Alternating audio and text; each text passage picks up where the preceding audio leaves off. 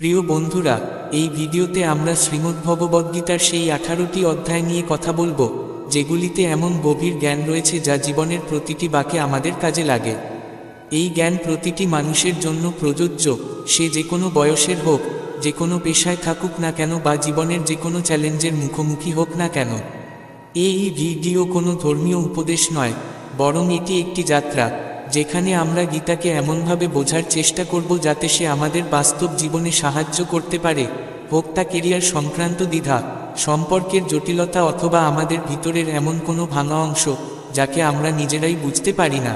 এই ভিডিওতে আমি গীতার সব 18টি অধ্যায়কে অন্তর্ভুক্ত করেছি। প্রতিটি অধ্যায়ের শুরুতে আমি বলবো সেই অংশ থেকে আপনি কি শিখতে পারবেন, তারপর সেই জ্ঞানটিকে খুব সহজ ও সরল ভাষায় ব্যাখ্যা করব এবং শেষে দেখাবো কিভাবে সেই কথাগুলি আমাদের জীবনকে বদলে দিতে পারে। যদি আপনি মনে করেন গীতা কেবলমাত্র পূজা বা ঈশ্বরের কথাই বলে, তাহলে হয়তো আপনাকে আবার নতুন করে ভাবতে হবে, কারণ গীতা শুধু একটি ধর্মগ্রন্থ নয়, এটি একটি জীবন নির্দেশিকা। এটি আমাদের শেখায় কিভাবে আমরা আমাদের ভয়কে অতিক্রম করব, কঠিন সময়ও নিজেকে সামলে নেব, বিচ্ছেদের যন্ত্রণা সহ্য করব, একটি দৃঢ় ব্যক্তিত্ব গড়ে তুলব, ইতিবাচক শক্তি তৈরি করব এবং বড় সিদ্ধান্তগুলি কিভাবে ভয় না পেয়ে নিতে পারি। বন্ধুরা, আমরা সকলেই চাই আমাদের স্বপ্ন পূর্ণ হোক, আমরা সফল হই, সুখী থাকি এবং এমন কিছু করি যার জন্য আমরা গর্বিত হতে পারি।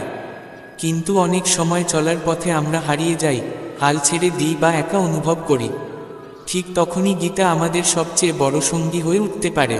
এটি কেবল আমাদের সঠিক দিশা দেয় না, বরং এমন মানসিক শক্তিও দেয় যা আমাদের জীবনের প্রতিটি ঝড়ে স্থির থাকতে সাহায্য করে। হতে পারে এই ভিডিওর কিছু অংশ আপনাদের দীর্ঘ মনে হবে, কিন্তু যদি আপনি ধৈর্য ধরে এটি দেখেন ও বুঝতে চেষ্টা করেন, তবে বিশ্বাস করুন, এরপর আপনার আর কোনো মোটিভেশনাল ভিডিওর প্রয়োজন পড়বে না। এই ভিডিও শুধুমাত্র তাদের জন্য যারা সত্যিই নিজেদের জীবনকে বুঝতে ও পরিবর্তন করতে চায়। কিন্তু যদি আপনি শুধু স্ক্রল করে দেখছেন বা অপূর্ণ তথ্য নিয়েই এগোতে চান, তাহলে এখনই এই ভিডিও ছেড়ে দিন, কারণ অপূর্ণ বোঝাপড়া অনেক সময় সম্পূর্ণ ভুল বোঝাবুঝির কারণ হয়ে দাঁড়ায়। যেমন শ্রীকৃষ্ণ নিজেও বলেছেন, গোপন জ্ঞান কেবল তাদেরই দেওয়া উচিত যারা সেটি বোঝার জন্য প্রস্তুত।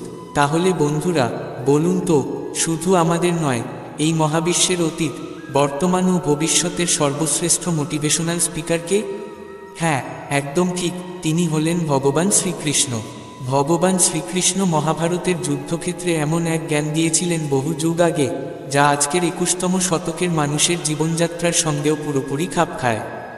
আর এই কথা শুনে আজকের বড় বড় গবেষকেরাও আশ্চর্য হয়ে যান, কিভাবে সম্ভব যে মহাভারতের যুদ্ধক্ষেত্রে উচ্চারিত সেই জ্ঞান পড়ে Mahatma Gandhi, Albert Einstein, Annie Besant, Sunita Williams, Swami Vivekananda প্রমুখ ব্যক্তিত্বদের জীবন বদলে গিয়েছিল।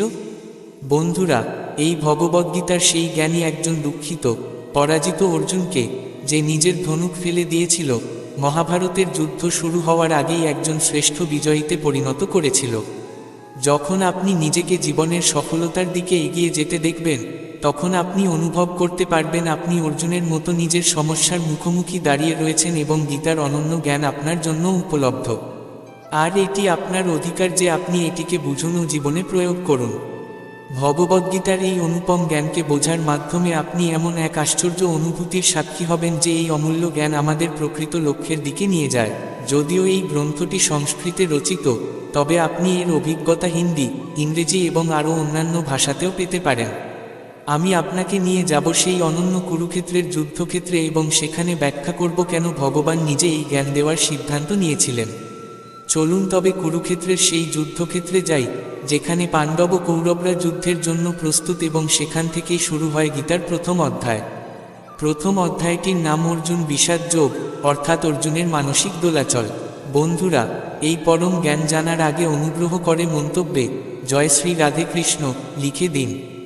আর যদি এই ভিডিও থেকে কিছু শেখার মতো পাচ্ছেন, তাহলে ভিডিওটি লাইক করুন, চ্যানেলটি সাবস্ক্রাইব করে বেল আইকনটি অলে সেট করে দিন। চলুন তবে এগিয়ে চলা যাক। বন্ধুরা, এই প্রথম অধ্যায় থেকে আমরা শিখি কিভাবে আমাদের জীবনে এমন কিছু বিষয় থাকে যেগুলি আমাদের এগিয়ে যেতে বাধা দেয়। আমাদের জ্ঞানের ভাণ্ডার যত বড়ই হোক, আমাদের যত যোগ্যতা থাকুক না কেন, তবু আমরা অনেক সময় সঠিক সিদ্ধান্ত নিতে পারি না এবং সাফল্য লাভ করি না। এখান থেকে আমরা শিখব কিভাবে আমাদের স্বপ্নগুলো পূরণ করতে পারি, কিভাবে একজন মানুষ নিজের ভেতরের পরিবর্তনের মাধ্যমে বাস্তবে সেগুলিকে রূপ দিতে পারে। কৌরবদের মধ্যে দুর্যোধনের অসংখ্য সুখের আশা ছিল। তার কাছে ছিল বিশাল সেনাবাহিনী, ছিল গুরু দ্রোণাচার্য ও গুরু কৃপাচার্যের মতো মহাবীররা। অপরদিকে পাণ্ডবদের সেনাবাহিনীতে ছিলেন অর্জুন, ভীম ও পঞ্চপাণ্ডব এবং সঙ্গে ছিলেন স্বয়ং শ্রীকৃষ্ণ। এই যুদ্ধটি সম্পূর্ণরূপে এক পারিবারিক যুদ্ধ ছিল। পাণ্ডব ও কৌরব দু পক্ষই একই বৃহৎ পরিবারের অন্তর্ভুক্ত ছিল এবং তবুও প্রত্যেকেই জয়লাভ করতে চাইছিল। অর্জুন ভগবান শ্রীকৃষ্ণের সঙ্গে তার রথ নিয়ে সামনে এলেন, যাতে তিনি দেখতে পারেন কাদের সঙ্গে যুদ্ধ করতে হবে। তখন শ্রীকৃষ্ণ অর্জুনের রথকে যুদ্ধক্ষেত্রের মাঝখানে নিয়ে গেলেন। কুরুক্ষেত্রের সেই ময়দানে অর্জুনের সামনে কৌরব পক্ষের দাদু ভীষ্ম এবং গুরু দ্রোণাচার্য দাঁড়িয়েছিলেন, যিনি নিজেই অর্জুনকে তীর চালানো শিখিয়েছিলেন। যুদ্ধক্ষেত্রের চারদিকে অর্জুনের চোখে পড়ল আত্মীয় স্বজন, গুরুর শিষ্যরা, উভয় পক্ষেই। এই দৃশ্য দেখে অর্জুন গভীরভাবে বেদনাহত হলেন এবং কৃষ্ণকে বললেন, এখানে তো সবাই আমার আত্মীয়, আমি কিভাবে নিজের লোকদের হত্যা করতে পারি? রাজ্য তো দূরের কথা, যদি কেউ আমাকে 3টি জগৎ উপহার দেয়, তবু আমি সেই যুদ্ধ করব না যেখানে আমাকে আমার আপনজনদের হত্যা করতে হবে। গীতার এই প্রথম অধ্যায় থেকেই আমরা জানতে পারি প্রকৃত ভাবনা কি।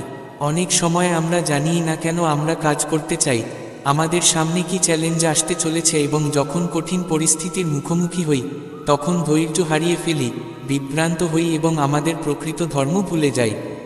যদিও অর্জুন যুদ্ধবিদ্যায় দক্ষ ছিলেন এবং যিনি ধনুক ধরার শিক্ষা পেয়েছিলেন গুরু দ্রোণাচার্যের কাছ থেকে, সেই অর্জুনও মায়ার কারণে সঠিক কর্মনির্ণয় করতে পারছিলেন না। এখান থেকেই আমরা শিখি, জীবনে এগিয়ে যাওয়ার সময় আমাদের মায়াকে নিজের থেকে দূরে রাখতে হবে। বন্ধুগণ, তুমি একে এইভাবে বুঝতে পারো, ধরো তুমি কারো প্রতি গভীর প্রেম পোষণ কর, কিন্তু সে ব্যক্তি তোমার ভালোবাসাকে বুঝতেই চায় না। তার ভালোবাসা পাওয়ার লোভ তোমার মনে জাগা উচিত নয়, কারণ যে কোনো ধরনের মায়া ক্ষতিকর হতে পারে। যতক্ষণ পর্যন্ত এই মায়া থাকবে ততক্ষণ পর্যন্ত তুমি সঠিক কর্মনির্ণয় করতে পারবে না, আত্মার ধর্ম পালন করতে পারবে না। গীতার দ্বিতীয় অধ্যায় হল সাংখ্যযোগ, অর্থাৎ পুরুষ প্রকৃতির বিশ্লেষণ। মানুষ 5টি মূল উপাদান দিয়ে গঠিত: অগ্নি, জল, মাটি, বায়ু। শেষে মানুষ এই উপাদানগুলিতেই মিশে যায়। ভগবান শ্রীকৃষ্ণ অর্জুনকে বলেছিলেন, জীবনের সবচেয়ে বড় যোগ হল কর্মযোগ। গীতার দ্বিতীয় অধ্যায় থেকে আমরা আবেগগত স্থিরতা, আত্মা, মৃত্যু, পুনর্জন্ম এবং সিদ্ধান্ত গ্রহণের জ্ঞান লাভ করি। এখানে আমাদের ক্রোধের প্রধান কারণ এবং তার সমাধানও বলা হয়েছে। যখন অর্জুন যুদ্ধ করতে অস্বীকার করলেন, তখন রথচালক শ্রীকৃষ্ণ বললেন, হে অর্জুন, হঠাৎ কি হলো তোমার? এমন কথা এক মহান যোদ্ধার মুখে মানায় না। সুতরাং এই মনের দুর্বলতা ছেড়ে যুদ্ধের জন্য আবার দাঁড়াও। উত্তরে অর্জুন বললেন, এর চেয়ে ভিক্ষুক হওয়া ভালো, কারণ আজ পর্যন্ত আমার জীবনের কোনো প্রকৃত লক্ষ্য নেই। আমি সঠিক ভুলের জ্ঞান রাখি না, তাই তোমার দিকনির্দেশনা প্রার্থনা করি। শ্রীকৃষ্ণ হেসে উঠলেন, কোনো মানুষ যদি তার কাছে কিছু চায় এবং তিনি না দেন, এমন হয় না। এখান থেকেই শুরু হয় গীতার জ্ঞান, যা তোমাকেও জানতে হবে এবং অর্জুনের অনুভূতিগুলো বুঝতে হবে। শ্রীকৃষ্ণ অর্জুনকে বললেন, হঠাৎ ভয় পেয়ে গেলে? তোমার ভয় পাওয়া উচিত নয়, কারণ এরা কেবল তখনই মরবে যখন তুমি তাদের মারবে এবং তাদের হত্যা করতেই হবে। এদের অতীত জন্ম বা ভবিষ্যৎ জন্মের সঙ্গে তোমার কোনো সম্পর্ক নেই। এরা তোমার মতোই চিরন্তন। ঠিক যেমন পুরনো পোশাক পরিবর্তন করে মানুষ নতুন পোশাক পরে, তেমনি আত্মাও শরীর ত্যাগ করে। হে অর্জুন, তুমি কখনোই মৃতকে ফিরিয়ে আনতে পারবে না, কারণ জীবন মৃত্যুর নিয়ন্ত্রণ একমাত্র আমার হাতে। তুমি শুধু মৃত্যুর একটি কারণ, এবং মৃত্যুর পরে এই সমস্ত আত্মা আমার কাছেই ফিরে আসবে, কারণ তারা শরীর নয়, আত্মা, এবং আত্মাকে কোনোভাবে ধ্বংস করা যায় না। আত্মা এই দেহ ছেড়ে পরবর্তী জন্মের জন্য চলে যায়। যেমন কচ্ছপ নিজেকে নিজের ভিতরে গুটিয়ে ফেলে, তেমনি মানুষও তার কামনা বাসনা সংবরণ করে। যে ব্যক্তি নিজের সমস্ত কামনা এবং কর্মফলের প্রতি আকাঙ্ক্ষা ত্যাগ করে, তার বুদ্ধি স্থির হয়, তার মন থেকে সমস্ত রকমের ভয়, আবেগ ও ক্রোধ দূর হয়ে যায়। সেই প্রকৃত শান্তিতে থাকে। যখন আমরা আমাদের কামনা পূরণের কথা ভাবতে থাকি, তখন সেই কামনাগুলিই জন্ম নেয়। যখন কোনো কিছুর প্রতি আসক্ত হই, তখন তা পূরণ করার জন্য ব্যাকুল হই, এবং যদি সেই পথে কোনো বাধা আসে, তখন রাগ জন্ম নেয়।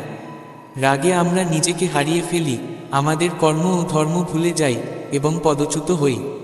কিন্তু যে ব্যক্তি নিজের কামনাকে নিয়ন্ত্রণ করে তার মন বিশুদ্ধ হয় এবং দুঃখের অবসান ঘটে, তখন তার বুদ্ধি স্থির হয়। কিন্তু যার মন থেকে কামনা ও ইচ্ছা চলে যায় না, সে ব্যক্তি কখনো শান্ত হতে পারে না এবং শান্ত না থাকলে সে কখনো সুখীও হতে পারে না।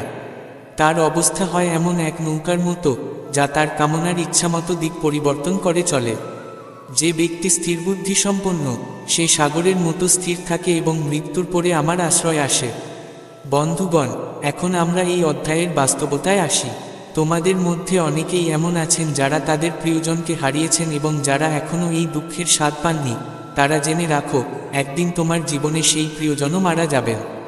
কিন্তু তখন দুঃখ পাওয়ার প্রয়োজন নেই, কারণ ভগবান নিজেই আমাদের স্মরণ করিয়ে দিয়েছেন যে জন্মের আগেও আমরা এই পৃথিবীতে ছিলাম না এবং মৃত্যুর পরে থাকব না। তাই মৃত্যুকে ভয় পাওয়া উচিত নয়, কারণ হয় আমরা চিরতরে ভগবানের সঙ্গে মিলিত হব, নয়তো আবার জন্ম নেব এবং যখন সব আত্মা শেষ পর্যন্ত এক স্থানে মিলিত হবে, তখন কিসের জন্য বিলাপ? এটি প্রকৃতিরই নিয়ম। মনে রেখো, আমরা দেহ নই, আমরা আত্মা, সেই ভগবানের অংশ। যদি সেই ঈশ্বর আমাদের সৃষ্টি করেন, তবে আমাদের উচিত তার সঙ্গে মিলনের চেষ্টায় নিজেকে নিয়োজিত রাখা। এই জগৎ এক মরীচিকা যা ভগবান সৃষ্টি করেছেন। আমরা দেখেছিলাম অর্জুন সিদ্ধান্ত নিতে পারছিলেন না। যখনই আমরা সিদ্ধান্ত নিই, তখন একদিকে থাকে আমাদের মুখ এবং অন্যদিকে থাকে আমাদের প্রকৃত কর্ম। এই খেলায় আমরা সেই কাজটাই করতে পারি না, যা আমাদের প্রকৃত কর্তব্য এবং যা আমাদের জীবনের সাফল্যের পথে এগিয়ে নিয়ে যেতে সাহায্য করে। আমরা এটি একটি উদাহরণের মাধ্যমে বুঝতে পারি। ধরো, তোমাকে পড়াশোনা বা কাজের জন্য বাড়ি থেকে অনেক দূরে অন্য শহরে যেতে হবে, কিংবা তোমার কোনো লক্ষ্য পূরণের জন্য, তাহলে তোমাকে তোমার পরিবারের মায়া ত্যাগ করতে হবে। তেমনি জীবনের প্রতিটি সিদ্ধান্তে মনে রাখতে হবে, তোমার মায়া বেশি গুরুত্বপূর্ণ না তোমার প্রকৃত কর্ম। এরপর আমরা আলোচনা করব আমাদের সমস্যাগুলির সবচেয়ে বড় কারণ কী এবং তাদের মূল সমাধান কী। বন্ধুগণ, আমাদের দুঃখের প্রধান কারণ হল আমাদের নিজস্ব কামনার চিন্তা। আমরা যখন আমাদের কামনার কথা ভাবি, সময়ের পরিক্রমায় তাদের পূরণের চেষ্টা করি এবং যখন সেই প্রচেষ্টা ব্যর্থ হয়, তখন রাগ জন্ম নেয়। আর রাগ এমন এক জিনিস যা কোনো মানুষকে তার শরীর ত্যাগ করার আগ পর্যন্ত ছাড়ে না। তাহলে তুমি কিভাবে জীবনের বাকি সময়ে প্রকৃত সুখ লাভ করবে? তুমি সর্বদা সমস্যায় ঘেরা থাকবে, কারণ এই জগৎ কেবল তোমার নিজের ছায়া। তুমি ভাবতে পারো, জীবনে কোনো কামনা ছাড়াই কিভাবে সফল হওয়া যায়, কিভাবে নিজের নাম করা যায়? এ বিষয়ে ভগবান শ্রীকৃষ্ণ বলেছেন, প্রথমে তোমাকে তোমার কর্ম চিনতে হবে, অর্থাৎ তোমার কি কাজ করা উচিত যা তোমাকে তোমার লক্ষ্য অর্জনে সাহায্য করবে, এবং এরপর তোমার কর্ম কেমন করে ফলের আশা কিংবা ব্যর্থতার ভয় ছাড়াই সম্পন্ন করতে হবে। কারণ তখন তুমি অনুভব করবে এই কাজ তুমি করছো না, ঈশ্বর নিজে করছেন। এবং এমনভাবে তোমার সাহস কখনো ভাঙবে না, কারণ মনে হবে এই কাজ তোমার নয়, ভগবান করছেন। তৃতীয় অধ্যায়, কর্মযোগ। গীতার তৃতীয় অধ্যায়ে আমরা জানব সেই দুটি বিষয় কি, যা আমাদের এই জগতে সফল হতে সাহায্য করে। আমরা এটাও বুঝব আমরা আসলে কে এবং কিভাবে আমাদের মনকে নিয়ন্ত্রণ করব, কিভাবে আমাদের খারাপ অভ্যাস ত্যাগ করব এবং কিভাবে আমাদের কাঙ্ক্ষিত গন্তব্যে পৌঁছব। অর্জুন জিজ্ঞেস করলেন, জ্ঞান কি কর্মের চেয়ে বড়? আপনি একদিকে সন্ন্যাসের কথা বলছেন, অন্যদিকে যুদ্ধ করার উপদেশ দিচ্ছেন। দয়া করে বলুন, আমি জ্ঞানযোগ গ্রহণ করব না কর্মযোগ? শ্রীকৃষ্ণ উত্তরে বললেন, আমি নিজেই এই জগতে দুই ধরনের যোগ দিয়েছি, একটি হলো জ্ঞানযোগ, অন্যটি হলো কর্মযোগ। তুমি একজন মানব এবং তুমি তোমার শরীরের কাজ সম্পূর্ণভাবে ত্যাগ করতে পারো না। তোমাকে প্রতিদিন কাজ করতেই হবে, যেমন খাওয়া, নিঃশ্বাস নেওয়া। যদি তুমি যে কোনোভাবে তোমার কামনাগুলিকে দমন করতে চাও, তবুও সেই ইচ্ছাগুলো মনে আসবেই। অর্থাৎ তুমি সচেতনভাবে বা অচেতনভাবে কর্ম করে ফেলবে, কারণ তুমি মানব এবং তাই ধর্ম অনুসারে তুমি কর্মে বাধা। তাই তোমার জন্য কর্মযোগই অধিকতর উপযুক্ত, জ্ঞানযোগ বা সাংখ্যযোগ নয়। তুমি ভাবো তুমি এই কাজ করছো না, তোমার শরীর প্রকৃতির নিয়মে করছে। ফলের প্রত্যাশা ছাড়াই তোমার কর্ম করো, কারণ যদি তুমি তোমার কর্মের কর্তৃত্ব নিজের উপর না নাও, তবে আমি তোমার কর্তা হয়ে যাব। আর আমি যদি তোমার কর্তা হয়ে যাই, তবে তোমার প্রয়োজনীয় সমস্ত সুখ সুবিধা না চেয়েই আমি তোমাকে দেব। যদি তুমি কোনো পরিশ্রম ছাড়াই ভোগ বিলাস ও রাজত্ব উপভোগ করতে চাও, তবে তুমি চোরের মতো হয়ে যাবে এবং তুমি কখনোই ঈশ্বর অর্থাৎ আমার সঙ্গে মিলিত হতে পারবে না। ঠিক যেমন মহান ব্যক্তিরা খাওয়ার জন্য খান না, বেঁচে থাকার জন্য খান, তেমনি তুমি লড়াই করো ফলের জন্য নয়, কল্যাণের জন্য। হে অর্জুন, তুমি মানবদের মধ্যে শ্রেষ্ঠ, তাই তুমি যা করবে ভবিষ্যৎ প্রজন্মও তাই করবে, সব প্রজন্মই তা অনুসরণ করবে। হে অর্জুন, তুমি কেবল আমার দিকে চাও। আমি তো ঈশ্বর, আমার কোনো কাজ করার প্রয়োজন নেই, তবুও আমি কাজ করি, কারণ মানুষের আত্মা আমারই অংশ। আমি যা করি মানুষও তাই করে এবং এর ফলে গোটা পৃথিবীই ধ্বংস হয়ে যেতে পারে। যদি কেউ তোমাকে সমর্থন না করে বা তোমার সমালোচনা করে, তবুও তুমি শুধু নিজের কাজ করে যাও, কোনো উত্তর না দিয়ে। কারণ কিছু সময় পর সেই ব্যক্তিও তোমার মতো কাজ করতেই শুরু করবে। যে ব্যক্তি ভাবে সে নিজেই কাজ করছে, তার চেয়ে মূর্খ এবং দুঃখী এই জগতে আর কেউ নেই, এবং জ্ঞানী মানুষদের কখনোই এমন মূর্খদের কথায় মন দেওয়া উচিত নয়। অতএব হে অর্জুন, তুমি এই কর্মের বন্ধনে নিজেকে বেঁধো না এবং আশা, দয়া বা অনুতাপ ছাড়াই এই যুদ্ধ করো। হে অর্জুন, নিজের ধর্ম ও কর্তব্য অন্যের ধর্ম ও কর্তব্যের চেয়ে সর্বদা শ্রেষ্ঠ এবং বড় বলে বিবেচিত হওয়া উচিত, যদিও নিজের ধর্ম ও কর্তব্য পালনে কিছু ত্রুটি বা সীমাবদ্ধতা থাকে। এরপর অর্জুন আবার জিজ্ঞেস করলেন, যদি মানুষ ঈশ্বরেরই অংশ হয়, তাহলে সে ভুল কেন করে এবং মন্দ কাজ কেন করে? শ্রীকৃষ্ণ বললেন, মানবদেহে ভোগ বিলাসে মগ্ন হতে চায়, কারণ তার প্রকৃতিই এমন যে তার ইচ্ছা পূরণ না হলে সে ক্রুদ্ধ হয়। যেমন ধোয়ার জন্য আগুন দেখা যায় না, তেমনি কাম ও ক্রোধের কারণে মানুষ তার কর্ম, ধর্ম এবং ঈশ্বরকে দেখতে পায় না। এই কাম ও ক্রোধের বশবর্তী হয়ে মানুষ নিজের ইচ্ছার বিরুদ্ধে গিয়েও ইন্দ্রিয় ও মনকে নিয়ন্ত্রণ করতে পারে না এবং খারাপ কাজও ভুল করে ফেলে। হে অর্জুন, সর্বদা মনে রেখো, এই দেহ ইন্দ্রিয়ের চেয়ে শক্তিশালী, ইন্দ্রিয়ের চেয়ে শক্তিশালী মন, মনের চেয়ে শক্তিশালী বুদ্ধি, আর বুদ্ধির চেয়েও শক্তিশালী তুমি অর্থাৎ আত্মা।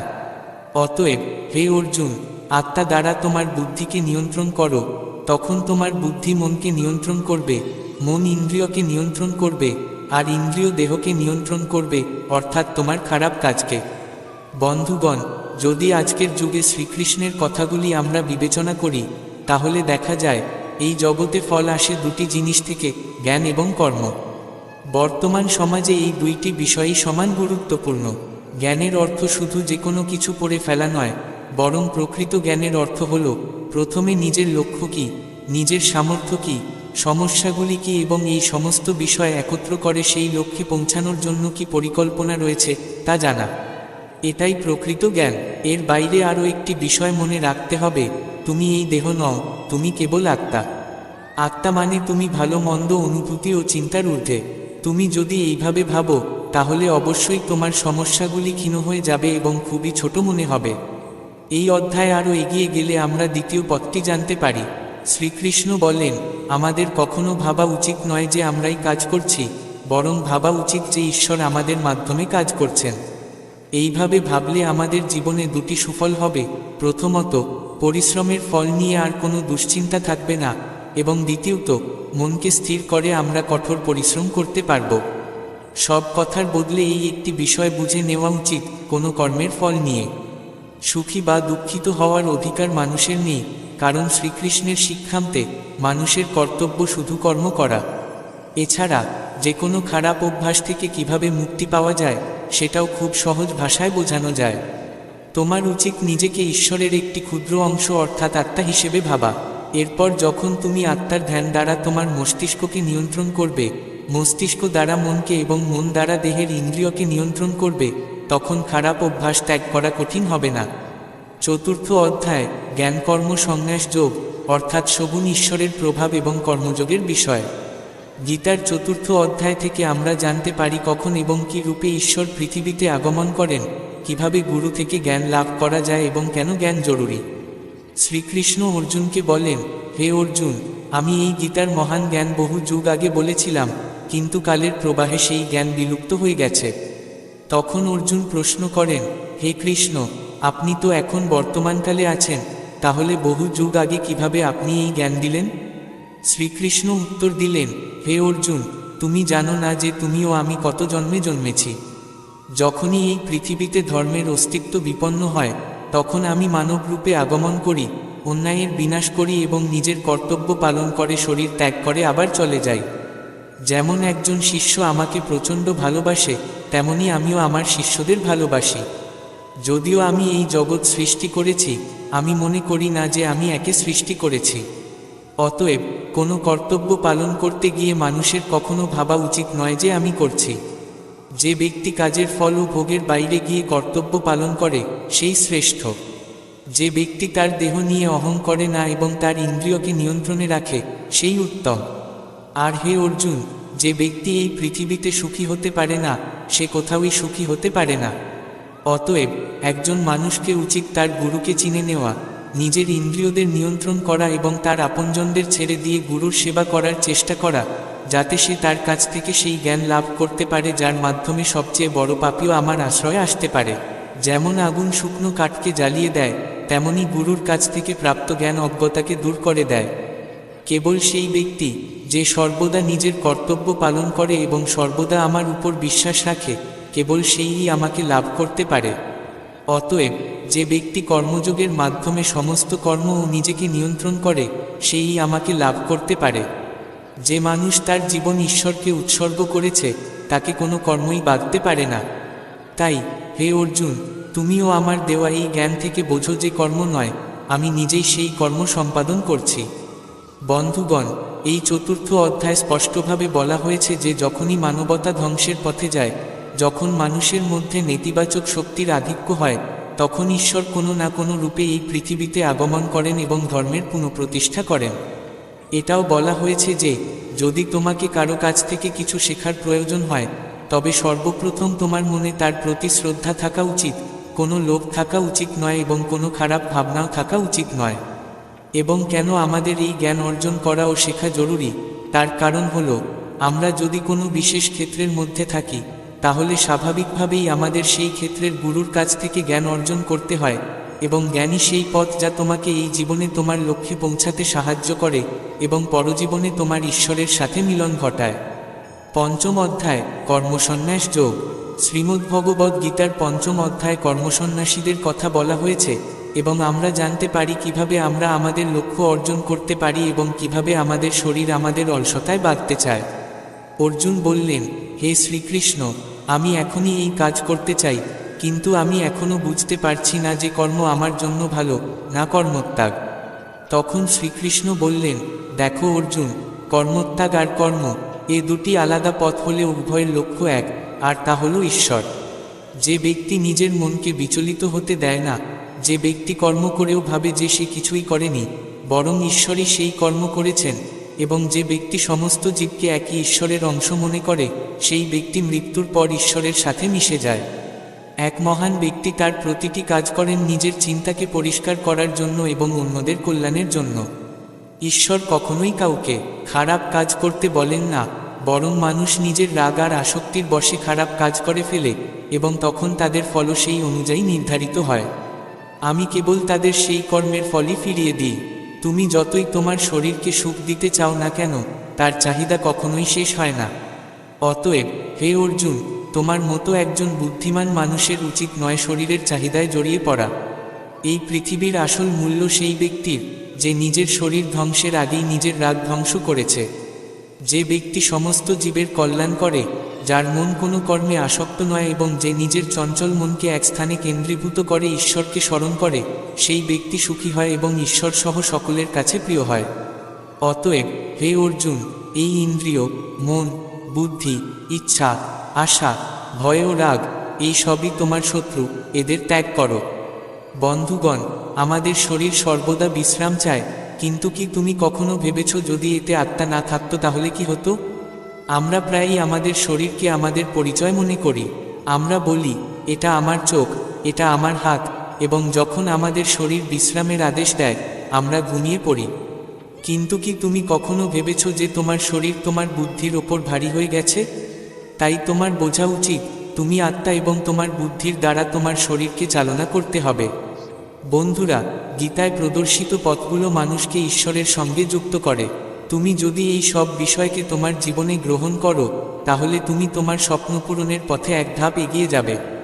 বন্ধুরা, যেমন বলা হয়, ঈশ্বরকে লাভ করতে হলে মন নিয়ন্ত্রণ করা খুবই জরুরি, তেমনি জীবনে লক্ষ্য অর্জনের জন্যও মন নিয়ন্ত্রণ করা অত্যন্ত গুরুত্বপূর্ণ। ষষ্ঠ অধ্যায়ে আমরা জানব যোগী কি এবং কিভাবে একজন যোগী হওয়া যায়, অর্থাৎ আজকের জীবনে সেই ব্যক্তি যে নিজের জীবনে কিছু গুরুত্বপূর্ণ করতে চায়। পাশাপাশি আমরা এটাও জানব, যদি তুমি এই জীবনে অনেক পরিশ্রম করেও তোমার স্বপ্ন পূরণ করতে না পারো, তাহলে কি ঘটে। শ্রীকৃষ্ণ বলেছিলেন, শুধুমাত্র সাংসারিক কর্ম ত্যাগ করলেই কেউ যোগী হয় না। যোগী সেই যে তার কর্ম ত্যাগ করে আত্মার দিকে অগ্রসর হয়, তার পথ সফলতার দিকে নিয়ে যায়, এমনকি যদি তাকে কোনো কঠিনতার মুখোমুখি হতে হয় তবুও। যোগী তার লক্ষ্য অর্জনে সফল হন কারণ তার মন ঈশ্বরের দিকে নিবদ্ধ থাকে। যে ব্যক্তি সমস্ত কাজ পূর্ণ সততার সঙ্গে সম্পাদন করে এবং তার ফল পাওয়ার আকাঙ্ক্ষা রাখে না, তাকেই প্রকৃত যোগী বলা হয়। যে ব্যক্তি নিজের মনকে জয় করেছে, তার জন্য আর কিছু জয় করার প্রয়োজন নেই। আর যার মন সর্বদা এদিক ওদিক ঘুরে বেড়ায়, তার পক্ষে কিছুই অর্জন করা সহজ নয়, কারণ আমাদের প্রিয় মনই আমাদের সঙ্গী, আর আমরা যদি তার দাস হয়ে যাই, তবে সেই আমাদের সবচেয়ে বড় শত্রু হয়ে দাঁড়ায়। যে ব্যক্তি নিজের মন কিংবা জগতের কোনো চিন্তা বা বস্তু দ্বারা প্রভাবিত হয় না এবং যে ব্যক্তি বন্ধু, শত্রু, সাধু, পাপী সবার প্রতি সমবেদনা প্রদর্শন করে, সেই প্রকৃত যোগ্য মানুষের পরিচয়। অতএব হে অর্জুন, যখন এই ধরনের যোগভাব আসে, তখন কোনো আশা বা ভয় ছাড়াই নিজের মনকে বন্ধু করে সেটিকে আমার ধ্যানের জন্য উৎসর্গ করতে হবে। সেই যোগী যিনি যতটুকু প্রয়োজন ততটুকুই আহার করেন এবং ততটুকুই নিদ্রা গ্রহণ করেন, যা আমাদের শারীরিক ও মানসিক স্বাস্থ্যের জন্য অপরিহার্য, এই ধরনের যোগী সর্বদা তার কথার প্রতি অটল থাকেন। যেমন বাতাস নিস্তব্ধ হলে প্রদীপের শিখা স্থির হয়ে যায়, তেমনি যখন মন একাগ্র হয় তখন ধ্যানের অবস্থায় স্থিত হওয়া সম্ভব হয়। যখনই মন দিশাহারা হয়, তখন সেই কামনাকে নিয়ন্ত্রণ করে সমস্ত মনকে বশে আনতে হয়। যখন এক যোগী এই পূর্ণ ধ্যানাবস্থায় পৌঁছায়, তখন পৃথিবীর সবচেয়ে বড় দুঃখ তাকে তার অবস্থান থেকে বিচলিত করতে পারে না। তখন অর্জুন বলল, কিন্তু হে কৃষ্ণ, এই মন বড়ই অস্থির ও চঞ্চল। তখন শ্রীকৃষ্ণ বললেন, হ্যাঁ, এ কথা ঠিক যে মনকে নিয়ন্ত্রণ করা কঠিন, কিন্তু এটাও মনে রেখো, আত্মবিশ্বাস ও যোগাভ্যাসের মাধ্যমে অসম্ভবকেও সম্ভব করা যায়। এভাবেই আমরা আমাদের মনকে বশে আনতে পারি, আর মনকে নিয়ন্ত্রণ করে জীবনকে আরও সাফল্যের পথে এগিয়ে নিয়ে যাওয়া যায়। পুনরায় অর্জুন প্রশ্ন করলেন, হে কৃষ্ণ, যদি কোনো যোগী ধ্যানের মাধ্যমে নিজেকে স্থির রাখে, কিন্তু কোনো কারণে তার মন পড়ে বিচলিত হয়ে যায়, তাহলে কি তার সমস্ত সাধনা বৃথা যাবে? শ্রীকৃষ্ণ বললেন, না অর্জুন, প্রতিটি আত্মার অধিকার আছে ঈশ্বরের পথে অবিরাম চলার। যদি সেই যোগী ধ্যান থেকে বিচ্যুত হয়, তবুও সে বহু বছর ধরে ধর্মপরায়ণ লোকদের জগতে সুখ আনন্দ ভোগ করে এবং সেই যোগী যে ধ্যান হারিয়ে ফেলেছিল, তিনিও সেখানে আনন্দময় সময় অতিবাহিত করেন। তারপর সেই ধ্যানচ্যুত যোগীর আত্মা আবার জন্ম নেয় সেই ধর্মপরায়ণ পরিবারের ঘরে এবং তার আত্মার যাত্রা শুরু হয় সেখান থেকেই, যেখানে তার পূর্বজন্মে শেষ হয়েছিল। এভাবেই সে এক নতুন জীবনে নতুন রূপে ঈশ্বরের সন্ধানে আবার পথ চলা শুরু করে। অর্থাৎ পূর্বজন্মের যোগ সাধনা কখনোই বৃথা যায় না। আর যে যোগী নির্বিচারে চেষ্টা করে, সে এই জীবদ্দশাতেই জন্ম মৃত্যুর বন্ধন থেকে মুক্ত হয়ে ঈশ্বরের সঙ্গে মিলিত হয়। যোগী তপস্বী ও পণ্ডিতদের থেকেও শ্রেষ্ঠ। তাই অর্জুন, তুমিও এক যোগী হয়ে ওঠো, কারণ যে যোগী সর্বোত্তম, সেই আমার প্রিয়তম। প্রতিটি মানুষ যার চোখে বড় কিছু করার স্বপ্ন আছে, তার যোগীর মতো হওয়া উচিত। একজন যোগী হলেন এমন একজন যিনি আবেগে পূর্ণ থাকেন, অন্যদের মতামতের প্রতি নির্লিপ্ততা থাকেন এবং নিজের লক্ষ্যে পৌঁছাতে সদা পরিশ্রম করে যান। কিন্তু বন্ধুদের বলি, জীবনের কোনো পথই কারোর জন্য সম্পূর্ণ সুগম নয়, এটা মনে রাখা দরকার। যদি কোনো ব্যক্তি তার স্বপ্ন পূরণের আগেই মৃত্যুবরণ করেন, তাহলে তার পরিশ্রমের মূল্য কি তবে বৃথা? তার স্বপ্ন কি স্বপ্নই থেকে যাবে? এই প্রশ্নের উত্তর লুকিয়ে আছে এক গোপন সত্যে, যা শ্রীকৃষ্ণ এই অধ্যায় প্রকাশ করেছেন। তিনি বলেছেন, যদি কেউ কঠোর পরিশ্রম করে, অনেক অভিজ্ঞতা সঞ্চয় করে, বহু জ্ঞান অর্জন করে, তবুও কোনো কারণে সে তার লক্ষ্যে পৌঁছাতে না পারে এবং মৃত্যু ঘটে অথবা বার্ধক্যে উপনীত হয়, তাহলে মৃত্যুর পরেও তার কর্ম অনুযায়ী সে স্বর্গে সুখ ভোগ করে। আর যখন তার সৎকর্মের ফল ফুরিয়ে যায়, তখন সে আবার পৃথিবীতে জন্ম লাভ করে এমন এক পরিবারে, যেখানে তাকে পূর্বজন্মের জ্ঞান অর্জনের জন্য আলাদাভাবে কঠোর সাধনা করতে হয় না। পূর্বজন্মের জ্ঞান তার মধ্যে সহজাতভাবে জাগ্রত হয়। এরপর সে আবার নতুন জীবন পায় এবং সেই জ্ঞানকে আরও গভীর করে ঈশ্বর লাভের জন্য পথ চলে। এটা আমার কথা নয়, ভগবান শ্রীকৃষ্ণ নিজেই গীতার 6ষ্ঠ অধ্যায়ে এই কথা বলেছেন। এই বাণী তাদের জন্য বিশেষভাবে উচ্চারিত যারা সত্যিই কঠোর সাধনা করে। শ্রীমদ্ভগবদ্গীতার 7ম অধ্যায় জ্ঞান জ্ঞানবিজ্ঞান যোগ এই অধ্যায়ে বলা হয়েছে কিভাবে ঈশ্বর এই বিশ্বকে নিয়ন্ত্রণ করেন, কোন ভক্তেরা ঈশ্বরের প্রিয়, এই সব তথ্য এখানে দেওয়া হয়েছে। কিন্তু আমাদের সবার মনে একটি প্রশ্ন জাগে, মানুষ কেন ঈশ্বরকে চিনতে পারে না? এই প্রশ্নের উত্তরে শ্রীকৃষ্ণ বলেন, হে অর্জুন, এখন আমি তোমাকে এমন কিছু বলবো যা জানলে তুমি এই পৃথিবীতে আর অন্য কোনো জ্ঞান খুঁজবে না। হাজারো মানুষের মধ্যে একজন হয়তো ব্রহ্মজ্ঞান অন্বেষণ করে এবং বহু সাধনার পর তবেই সে তা লাভ করে। আবার হাজারো এমন তখন তার জামাকাপড়, বিছানা আর ব্যক্তিগত জিনিসপত্র এমনভাবে সরিয়ে ফেলা হয় যেন এগুলো কখনোই তার ছিল না। অথচ তার সম্পত্তি, টাকা আর গহনা যত্ন করে রেখে দেওয়া হয় যেন সেগুলোই তার প্রকৃত পরিচয়। তার গলার হার, আঙুলের আংটি খুলে নেওয়া হয় এমনভাবে যেন ওগুলোই সবচেয়ে দামি। এর মাধ্যমেই বোঝা যায় সমাজের আসল টান মানুষটির প্রতি নয়, বরং তার ভোগ্যবস্তু ও সম্পদের প্রতি। বাস্তবে মানুষ থাকে তার অনুভব ও চিন্তার মাধ্যমে, কিন্তু আমরা খুব দ্রুত ভুলে যাই তার জীবনের অবদান আর আঁকড়ে ধরে রাখি তার রেখে যাওয়া ধন সম্পদ। এখানেই প্রকাশ পায় নির্মম এক সত্য, সম্পর্কে আত্মিক যোগের চেয়ে বস্তুগত লাভের দিকেই মানুষ বেশি ঝুঁকে থাকে। তবে মনে রেখো, তুমি জীবনে যা অর্জন করেছ, যেমন তোমার সৎকর্ম, দানশীলতা আর ভালোবাসা, সেগুলোই চিরকাল তোমার সঙ্গে থাকবে। এগুলো কেউ কেড়ে নিতে পারে না, সময়ও মুছে ফেলতে পারে না। এগুলোই তোমার আসল ধন। মৃত্যু আমাদের শেখায় জীবনের আসল উদ্দেশ্য হলো বস্তু জমিয়ে রাখা নয়, বরং এমন কিছু রেখে যাওয়া যা কারো হৃদয়ে ও আত্মাকে ছুঁয়ে যেতে পারে। মৃত্যুর পর মানুষ তোমাকে তোমার ধন সম্পদের জন্য নয়, বরং তোমার উত্তম কাজের জন্য মনে রাখবে। জীবনের সবচেয়ে বড় সম্পদ হলো সেই সব কাজ যা তুমি অন্যদের জন্য করেছ, যে হাসি তুমি কোনো কষ্টের মুখে এনে দিতে পেরেছ, যাকে তুমি বিপদের সময় সাহায্য করেছ, এইসবই তোমার প্রকৃত উত্তরাধিকার। ভোগ্য বস্তু সময়ের সঙ্গে সঙ্গে মিলিয়ে যাবে, কিন্তু তোমার ভালোবাসা আর দয়া অমর হয়ে থেকে যাবে। এমন জীবন যাপন করো যাতে মানুষ তোমাকে স্মরণ করে তোমার ধন নয়, তোমার মহৎকর্ম ও হৃদয়বৃত্তির জন্য। এটাই তোমাকে সত্যিকারের সম্মান এনে দেবে এবং তোমার জীবনকে করবে অর্থপূর্ণ। জয় শ্রী রাধে কৃষ্ণ। বন্ধুদের হৃদয় থেকে স্বাগত জানাই আমাদের চ্যানেলে। কিছুক্ষণের জন্য সব দুশ্চিন্তা ভুলে চলো এক গভীর জ্ঞানযাত্রায়, যেখানে প্রতিটি শব্দ ও শ্লোক তোমাকে যুক্ত করবে শ্রীকৃষ্ণের অমূল্য জ্ঞানের সঙ্গে, যা তোমার জীবনকে আলোকিত করে তুলবে। আজ আমরা জানব কিভাবে শ্রীকৃষ্ণের জ্ঞান জীবনের সব অন্ধকার দূর করে আমাদের এগিয়ে যাওয়ার সঠিক পথ দেখায়। এই ভিডিওতে আমরা গভীরভাবে বোঝার চেষ্টা করব ভগবান শ্রীকৃষ্ণের সেই সব উপদেশ যা আমাদের জীবনের কঠিন সময়ে শান্তি ও প্রশান্তির দিকে নিয়ে যায়। তুমি যদি নতুন হয়ে এসে থাকো, তাহলে আমাদের চ্যানেল সাবস্ক্রাইব করো আর ঘন্টা চিহ্নে ক্লিক করো, যেন এই জ্ঞানের যাত্রায় তুমি আমাদের সঙ্গে জুড়ে থাকতে পারো। বন্ধুরা, শ্রীকৃষ্ণ বলেন, তোমরা নিশ্চয়ই কখনো বাগানে ফুল খেলতে দেখেছ। সেই ফুল আমাদের জীবনের সবচেয়ে গুরুত্বপূর্ণ পাঠ শেখায়। জীবন্ত ফুলরা কখনো ভাবনা করে না কাল কি হবে, ভবিষ্যৎ কি আনবে। তারা শুধু বর্তমানকে জিয়ে তোলে, তাদের সৌরভে বিশ্বকে করে তোলে সুন্দর, আর তারা তাদের সমস্ত শক্তি দিয়ে প্রস্ফুটিত হয়। আমরাও যদি ফুলের মতো বর্তমানকে জীর্ণভাবে বাঁচতে শিখি, তাহলে আমাদের জীবনও হয়ে উঠতে পারে আনন্দময়।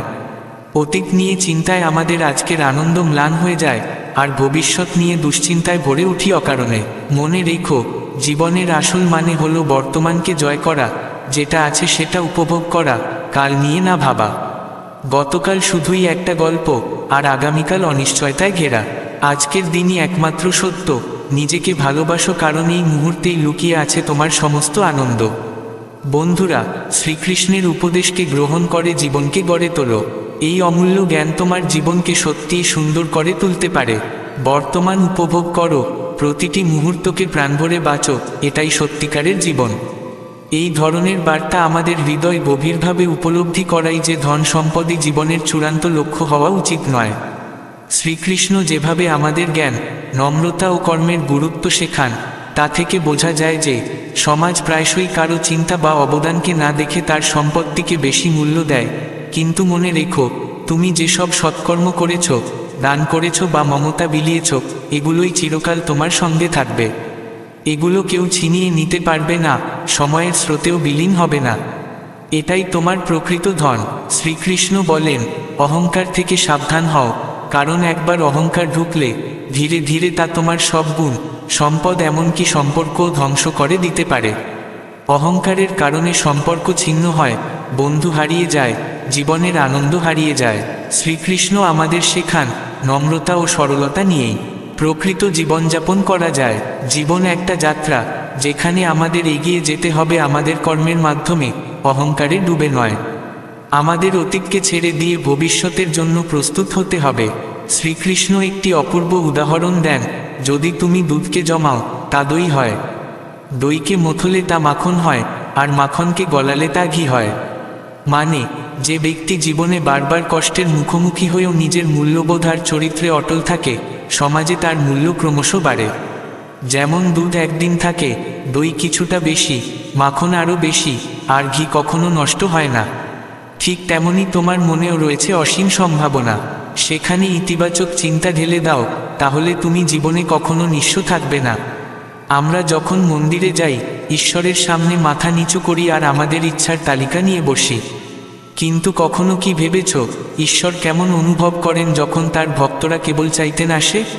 আমাদের শেখা উচিত ঈশ্বরকে কৃতজ্ঞতা জানানো, তিনি যা দিয়েছেন তাতে সন্তুষ্ট থাকা। পরের বার মন্দিরে গেলে বলো, হে প্রভু, আপনি যা দিয়েছেন তাতেই আমি খুশি, শুধু এতটুকু দয়া করুন যে আমি আমার কর্ম দিয়ে আরও ভালো কিছু করতে পারি। কারো কথা যতই মিষ্টি হোক না কেন, যদি সে ভুল মানুষ হয়, একদিন সে তোমার জীবনে বোঝা হয়ে উঠবে। আবার কারো কথা যতই কঠিন শোনাক, সেই একদিন তোমার জন্য ওষুধস্বরূপ হবে। শ্রীকৃষ্ণ বলেন, পৃথিবীর সবচেয়ে বিপজ্জনক জিনিস দুটি, রাগ আর অহংকার। এটি সহ্যশক্তি কমিয়ে দেয় এবং সম্পর্ক ধ্বংস করে দেয়। তাই জীবনে নিজের কর্মে অটল থাকো এবং শুধু ঈশ্বরের কাছে সঠিক পথের জন্য প্রার্থনা করো। যে মানুষ কখনো সংগ্রাম করে না, সে কখনো সাফল্যের স্বাদ পায় না।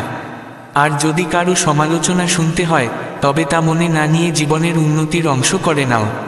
মনে রেখো, জীবনের আসল উদ্দেশ্য শুধু বস্তুগত পোশাক বা সম্পদ নয়। আমাদের আসল ধন হলো আমাদের কর্ম, আমাদের গুণাবলী এবং আমাদের বিনয়, যা চিরকাল অমর থাকে। কানহা বলেন, বিনয় গ্রহণ করো এবং এই দুনিয়ার সাময়িকতাকে বুঝে নাও। জীবন এক যাত্রা, যেখানে আমাদের নিজেদের কর্মের মাধ্যমে এগিয়ে যেতে হবে, অতীতকে ছেড়ে দিতে হবে এবং আগামীর জন্য প্রস্তুত থাকতে হবে। এই যাত্রার প্রতিটি পদক্ষেপে বাধা আসবে, কিন্তু শুধুমাত্র তারাই প্রকৃত মূল্যবান, যারা কখনো হার মানে না এবং নিজেদের সত্য রঙে দৃঢ় থাকে। শ্রীকৃষ্ণ আমাদের শেখান, সংগ্রাম জীবনের অংশ। যেমন দুধ থেকে দই, দই থেকে মাখন এবং মাখন থেকে ঘি তৈরি হয়, একটি ধারাবাহিক প্রক্রিয়া, তেমনি জীবনেও প্রতিটি কষ্ট আমাদের আরও উন্নত করে তোলে। দুধ একদিনের, দই 2 দিনের, মাখন 3 দিনের, কিন্তু ঘি কখনো নষ্ট হয় না। জীবনও ঠিক সেই রকম, যে ব্যক্তি বারবারের কষ্টেও নিজের সততা ধরে রাখে, সে চিরস্থায়ী হয়ে যায়। মন্দিরে মাথা নত করার প্রকৃত অর্থ হল নিজের ইচ্ছাকে ঈশ্বরের হাতে সমর্পণ করা। আমাদের বোঝা উচিত, ঈশ্বর ইতিমধ্যেই আমাদের অনেক কিছু দিয়েছেন, স্বাস্থ্য, জীবন এবং অসংখ্য সম্ভাবনা। যদি আমরা শুধু চাওয়ার জন্য তার কাছে যাই, তবে তা স্বার্থপর ভক্তি। শ্রীকৃষ্ণ বলেন, আগে দাও, তারপর চাও। ঈশ্বরের কাছে কিছু চাওয়ার আগে তার দেওয়া দানের জন্য কৃতজ্ঞতা প্রকাশ করা উচিত। পরের বার যখন মন্দিরে যাবে, তখন হাত জোর করে বলো, হে প্রভু, আপনি যা দিয়েছেন তাতেই আমি খুশি। শুধু এমন পথ দেখাও, যাতে আমি আমার কর্ম দিয়ে আরও ভালো কিছু করতে পারি। এটাই হলো সত্যিকারের ভক্তি, যেখানে চাওয়ার চেয়ে ধন্যবাদ জানানো বড় হয়ে ওঠে। যখন আমরা ঈশ্বরকে কৃতজ্ঞতা জানাই এবং জীবনে সন্তুষ্ট থাকতে শিখি, তখনই আমরা তার প্রকৃত কৃপা ও আশীর্বাদ লাভ করি। জীবনে যত কষ্টই আসুক, আমাদের নিজেদের কর্মে অটল থাকতে হবে এবং শুধু ঈশ্বরের কাছে সঠিক পথ দেখানোর প্রার্থনা করতে হবে। ভুল মানুষ যতই মধুর কথা বলুক, একদিন সে তোমার জীবনে বোঝা হয়ে দাঁড়াবে। তেমনি সঠিক মানুষ যতই তিক্ত কথা বলুক, একদিন তা তোমার জন্য ওষুধ হয়ে উঠবে। সমস্যা বাড়েনি, কমেছে আমাদের সহ্য করার ক্ষমতা। সময় সবসময় এক, সে কেবল মানুষকে তার প্রকৃত মুখোশ খুলে দেখায়। কেউ প্রশংসা করলে নম্রভাবে গ্রহণ করো, আর কেউ সমালোচনা করলে তা গভীরভাবে ভাবো। বৃষ্টি আমাদের শেখায়, যতই রোদ থাকুক তা চিরস্থায়ী নয়। নিঃস্বার্থভাবে সাহায্য করা, দেখনদারিত্ব ছেড়ে সত্যিকারের মানবতাকে গ্রহণ করাই হলো আসল জীবন। প্রকৃত অন্ধকার দরিদ্রতার মধ্যে নয়, মনের দারিদ্র্যের মধ্যে। এক ছাদের নিচে থাকা পরিবার নয়, পরিবার সেই যেখানে একে অপরের অনুভূতি বোঝা যায় এবং সত্যিকারের যত্ন থাকে। আমরা প্রায়ই বলি, সে যদি আমাকে মনে না রাখে আমিও কেন মনে রাখব? কিন্তু মনে রেখো, তুমি সবসময় তার কাছেই ভালো থাকবে যার চোখে তুমি ভালো, আর যার চোখে তুমি খারাপ তার কাছে ভালো হতে চাওয়া বৃথা। সব ঝড় তোমার জীবন ধ্বংস করতে আসে না, কিছু ঝড় আসে তোমার পথ পরিষ্কার করতে। জীবন তখনই সহজ হয় যখন তোমার চারপাশে বিচার না করা, বরং বোঝার মতো মানুষ থাকে। কেউ তোমার সঙ্গে খারাপ করলে সেটা তার কর্ম, কিন্তু তুমি কারো সঙ্গে খারাপ করো না, এটাই তোমার ধর্ম। বোকাদের সঙ্গে বিতর্ক করো না। কেউ যদি বলে শুধু হাতেই পাখা উড়ে, তখন হেসে বলো, হ্যাঁ ঠিকই বলেছ। যখন তুমি নিজের সঙ্গে বন্ধুত্ব করবে, তখন বুঝবে আসলে আমায় আমার চেয়ে কেউ চেনে না। মনে রেখো, যেখানে সংগ্রাম নেই সেখানে সাফল্যও নেই। নিজের কষ্ট কাউকে বলো না, কারণ মানুষ শুনে পড়ে তা নিয়ে হাসাহাসি করে। ভাইয়ের সম্পর্ক ঈশ্বর তৈরি করেছিলেন বিপদে পাশে থাকার জন্য, কিন্তু আজ তা শুধু সম্পত্তি ভাগের মধ্যে সীমাবদ্ধ। আমরা অনেক সময় ছোট গাছ লাগাই, তাদের ভালোবাসি, যত্ন নিই। জীবনও তেমনই, যাকে ভালোবাসা আর যত্নে সেচা হয় সেই বিকশিত হয়। বড় স্বপ্ন দেখলেও এক সময় বুঝে যেতে হয়, আসল স্থায়িত্ব আত্মার মধ্যে, বাইরের জগতে নয়। আজ যা আছে কাল তা থাকবে না, যা থাকবে তা হলো তোমার মন, তোমার কর্ম এবং তোমার অভিজ্ঞতা। তাই শুধু বস্তুগত জিনিস নয়, নিজের কর্মের উপর মন দাও। দুঃখ সব সময় খারাপ নয়, দুঃখ আমাদের আরও দৃঢ় করে তোলে। এটি শেখায় কিভাবে কঠিন সময়ের মোকাবিলা করতে হয়। যদি আমরা তা বুঝে গ্রহণ করি, তাহলে তা আমাদের সবচেয়ে বড় শক্তি হয়ে দাঁড়ায়। কেউ চলে গেলে জীবন থেমে যায় না, বরং এগিয়ে চলে। মনে রেখো, কারো চলে যাওয়ায় আমরা দুর্বল হই না, বরং আরও শক্তিশালী হই, কারণ প্রতিটি অভিজ্ঞতা আমাদের নতুন কিছু শেখায়। জীবনের সবচেয়ে বড় শিক্ষা হলো, যা কিছু আমাদের কাছে আছে তা সবই সাময়িক, কিন্তু আমাদের অন্তরের শান্তি ও সন্তুষ্টি চিরকাল থাকে। জীবনের প্রতিটি ঘটনার একটি উদ্দেশ্য আছে, তা সুখ হোক বা দুঃখ, সাফল্য হোক বা ব্যর্থতা। প্রতিটি অভিজ্ঞতা কিছু না কিছু শেখাতে আসে। যতক্ষণ না আমরা তা বুঝি, ততক্ষণ আমরা জীবনের প্রকৃত সৌন্দর্য দেখতে পারবো না। আমরা প্রায়ই ভাবি অন্য কেউ এসে আমাদের জীবন সুন্দর করে তুলবে, কিন্তু আসল সত্য হলো সুখ আমাদের ভিতরে থাকে। যদি আমরা আমাদের মন শান্ত ও ভারসাম্যপূর্ণ রাখতে পারি, তবে বাইরের কোনো পরিস্থিতিই আমাদের প্রভাবিত করতে পারবে না। এই তো জীবনের প্রকৃত উপলব্ধি। শেষ পর্যন্ত জীবনের সবচেয়ে বড় সত্য হলো, কোনো মানুষ একা বাঁচতে পারে না। আমাদের সম্পর্ক, ভালোবাসা আর সৌজন্যবোধই আমাদের প্রকৃত মানুষ করে তোলে। যখন আমরা অন্যের প্রতি সহানুভূতি ও স্নেহ নিয়ে আচরণ করি, তখন শুধু তাদের জীবনেই আলো জ্বলে না, আমাদের জীবনেও সেই আলো ছড়িয়ে পড়ে। যদি কিছু আমাদের পথ আটকে রাখে, তবে তা আমাদের নিজের চিন্তাভাবনাই। পৃথিবীতে এমন কোনো কাজ নেই যা অসম্ভব। যত বড় বাধা, তত বড় বিজয় সম্ভব। আসল বিষয় হলো আমাদের মনোভাব আর পরিশ্রম। যদি আজ চারদিকে সমস্যা ঘিরে রাখে, তবু থেমে যেও না। শ্রীকৃষ্ণ বলেন, যে ব্যক্তি অতীতের বোঝা বয়ে বেড়ায় বা ভবিষ্যতের চিন্তায় বিভোর থাকে, সে জীবনের বর্তমানকে উপভোগ করতে পারে না। আসল সত্য বর্তমানেই রয়েছে, কারণ এই মুহূর্তই বাস্তব। অতীত পেরিয়ে গেছে, ভবিষ্যৎ এখনও আসেনি। চিন্তা করো, জীবনে আমরা কত মানুষকে দেখি, কেউ হাসি খুশি, কেউ চিন্তিত। যদি খেয়াল করো, দেখবে শিশুরা সবসময় খুশি থাকে, আর বৃদ্ধ আর যুবকরা প্রায়শই দুশ্চিন্তায় থাকে। এর কারণ হলো শিশুরা কেবল বর্তমানেই বাঁচে। তারা অতীত নিয়ে ভাবে না, ভবিষ্যৎ নিয়েও নয়। কিন্তু বৃদ্ধেরা অতীত নিয়ে দুঃখ করে আর যুবকেরা ভবিষ্যৎ নিয়ে উদ্বিগ্ন থাকে। শ্রীকৃষ্ণ বলেন, অতীত তুমি বদলাতে পারো না আর ভবিষ্যৎ তোমার হাতে নেই, কিন্তু বর্তমান তোমার সঙ্গেই আছে। যদি বর্তমানকে সাজাও, ভবিষ্যৎ আপনিই সোনালী হবে, আর যখন তা অতীত হবে, তখনও গর্ব করার মতো হবে। এই হলো জীবনের গভীর সত্য। অতীত শেষ, ভবিষ্যৎ অনিশ্চিত। যদি ভবিষ্যৎকে উজ্জ্বল করতে চাও, তবে আজকেই কাজ শুরু করো। ভবিষ্যতের দুশ্চিন্তা ছেড়ে দিয়ে বর্তমানকে কাজে লাগাও। শ্রীকৃষ্ণ বলেন, অনেকে তাকে বলে, কানহা, তুমি তো নারায়ণ, সব কিছু এক মুহূর্তে বদলে দাও না কেন? কিন্তু বোঝো, কর্মই সৃষ্টি নীতির মূল। যেমন সিংহ বনের রাজা, কিন্তু শুধু ইচ্ছা করলেই কি কেউ মারা যায়? না, তাকে স্বীকার করতে হয়। তেমনি শুধু চাওয়ায় কিছু হয় না, পরিশ্রম আবশ্যক। যেমন তুমি যদি খেতে চাও আর কেউ তোমার সামনে খাবার দিয়ে দেয়, তবু তোমাকে খাওয়ার পরিশ্রম করতেই হবে।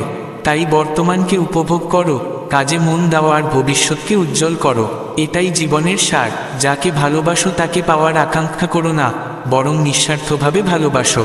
জীবন এমনই যে যদি নিজেকে মাটিতে না ফেলো, তবে উপরে উঠতেও পারবে না। আর উপরে উঠতে হলে পায়ের চাপে পৃথিবীকে ঠেলে দিতে হয়। যেমন হরিণের কস্তুরী নিজের নাভিতে থাকে, কিন্তু সে গন্ধের খোঁজে এদিক সেদিকে ছুটে বেড়ায়, অথচ সে যদি নিজের ভেতর খোঁজে, তবে পেয়ে যায়। তেমনি সুর তো বাঁশির ভিতরেই থাকে, দরকার শুধু তা খুঁজে বের করার প্রচেষ্টা। আমাদের শক্তি আমাদের ভেতরেই লুকিয়ে আছে। ভাবো, যখন ঈশ্বর নিজেই আমাদের ভিতরে আছেন, তখন বাইরের কোথায় খুঁজছো? যদি তুমি অন্যের ওপর নির্ভর করার আশা ত্যাগ করো, তবে নিজেই নিজের সাহস হয়ে উঠতে পারো। জীবনের যুদ্ধে সঙ্গী পাওয়া যায়, কিন্তু জীবনের পথে চলার সাথী তোমাকেই হতে হবে। রাধাও তখন আনন্দে ভেসেছিলেন, যখন কৃষ্ণ ফুলের হোলি খেলেছিলেন। ভালোবাসার রঙে রাঙা সেই মুহূর্ত ছিল এক অনন্য আনন্দ। বিজয়ীদের পথেই ফুল বর্ষিত হয়, যাদের পা পবিত্র হয়, যারা প্রেম দিয়ে জয় করে তাদের প্রিয়জনকে। যে জীবনকে পরিবর্তন করে, যে হৃদয়ের যন্ত্রণা দূর করে, সেই তো শুভ, সেই তো বিজয়ী। যাকে তুমি ভালোবাসো, সে মা হোক বা বাবা, ভাই, বোন, গুরু কিংবা প্রিয়, তার প্রতি ভালোবাসায় ফুল ছড়িয়ে দিলে শুধু তার মনই নয়, তোমার মনেও খুশির সঞ্চার হয়। যখন রঙের সঙ্গে ঘ্রাণ মেশে, তখন আনন্দ দ্বিগুণ হয়। একটা ফল তো ফলই, সবাই জানে, তার ভিতরের বীজ থেকেই নতুন গাছ জন্ম নেয়, আর সেই গাছ থেকেই আবার নতুন ফল হয়।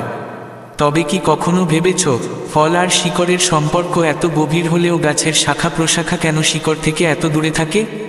কারণ দূরত্ব প্রয়োজন। যদি কাউকে জীবনে দীর্ঘদিন ধরে পাশে রাখতে চাও, তবে মাঝে মধ্যে তার থেকে কিছু দূরত্ব বজায় রাখতে হবে। এই দূরত্বই আমাদের উপলব্ধি করাই তার গুরুত্ব। এই দূরত্বই আবার একসাথে থাকার প্রেরণা দেয়। দূরত্ব কখনো খারাপ নয়, বরং তা ভালোবাসার সেতু তৈরি করে। দূরত্বই ভালোবাসার চূড়ান্ত পরীক্ষা। আকাশ থেকে পড়া প্রতিটি ফোঁটাই পবিত্র, কিন্তু তাদের ভাগ্য আলাদা। কোনো ফোঁটা কলাপাতায় পড়ে শিশির হয়ে প্রকৃতিকে সাজায়, কারো ফোঁটা তৃষ্ণা মেটায়, কেউ মুক্তা হয় ঝিনুকে পড়ে, আর কেউ সাপের মুখে পড়ে বিষ হয়ে ওঠে। সবার উৎস এক, কিন্তু গুণ আলাদা, কারণ হলো সঙ্গের প্রভাব। সঙ্গ যেমন চাইলে আকাশে তুলতে পারে, তেমনি চাইলে পাতালে নামিয়ে দিতে পারে। বৃষ্টির ফোঁটা তার গন্তব্য বেছে নিতে পারে না, কিন্তু আমরা মানুষ, আমাদের ক্ষমতা আছে নিজের সঙ্গ বেছে নেওয়ার। শ্রীকৃষ্ণ বলেন, অলস মানুষ কখনো সফল হতে পারে না। যে আরামে থাকতে চায়, পরিশ্রম থেকে পালিয়ে বেড়ায়, সে কিভাবে সাফল্য পাবে? তাই যদি কোনো কাজ করতে চাও, তবে সঙ্গে সঙ্গে অলসতা ত্যাগ করো। কখনোই কাজ আগামীকালের জন্য ফেলো না।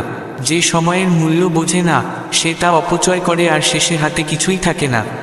মানুষ সফল না হওয়ার অন্যতম কারণ হলো নিজের ওপর বিশ্বাসের অভাব।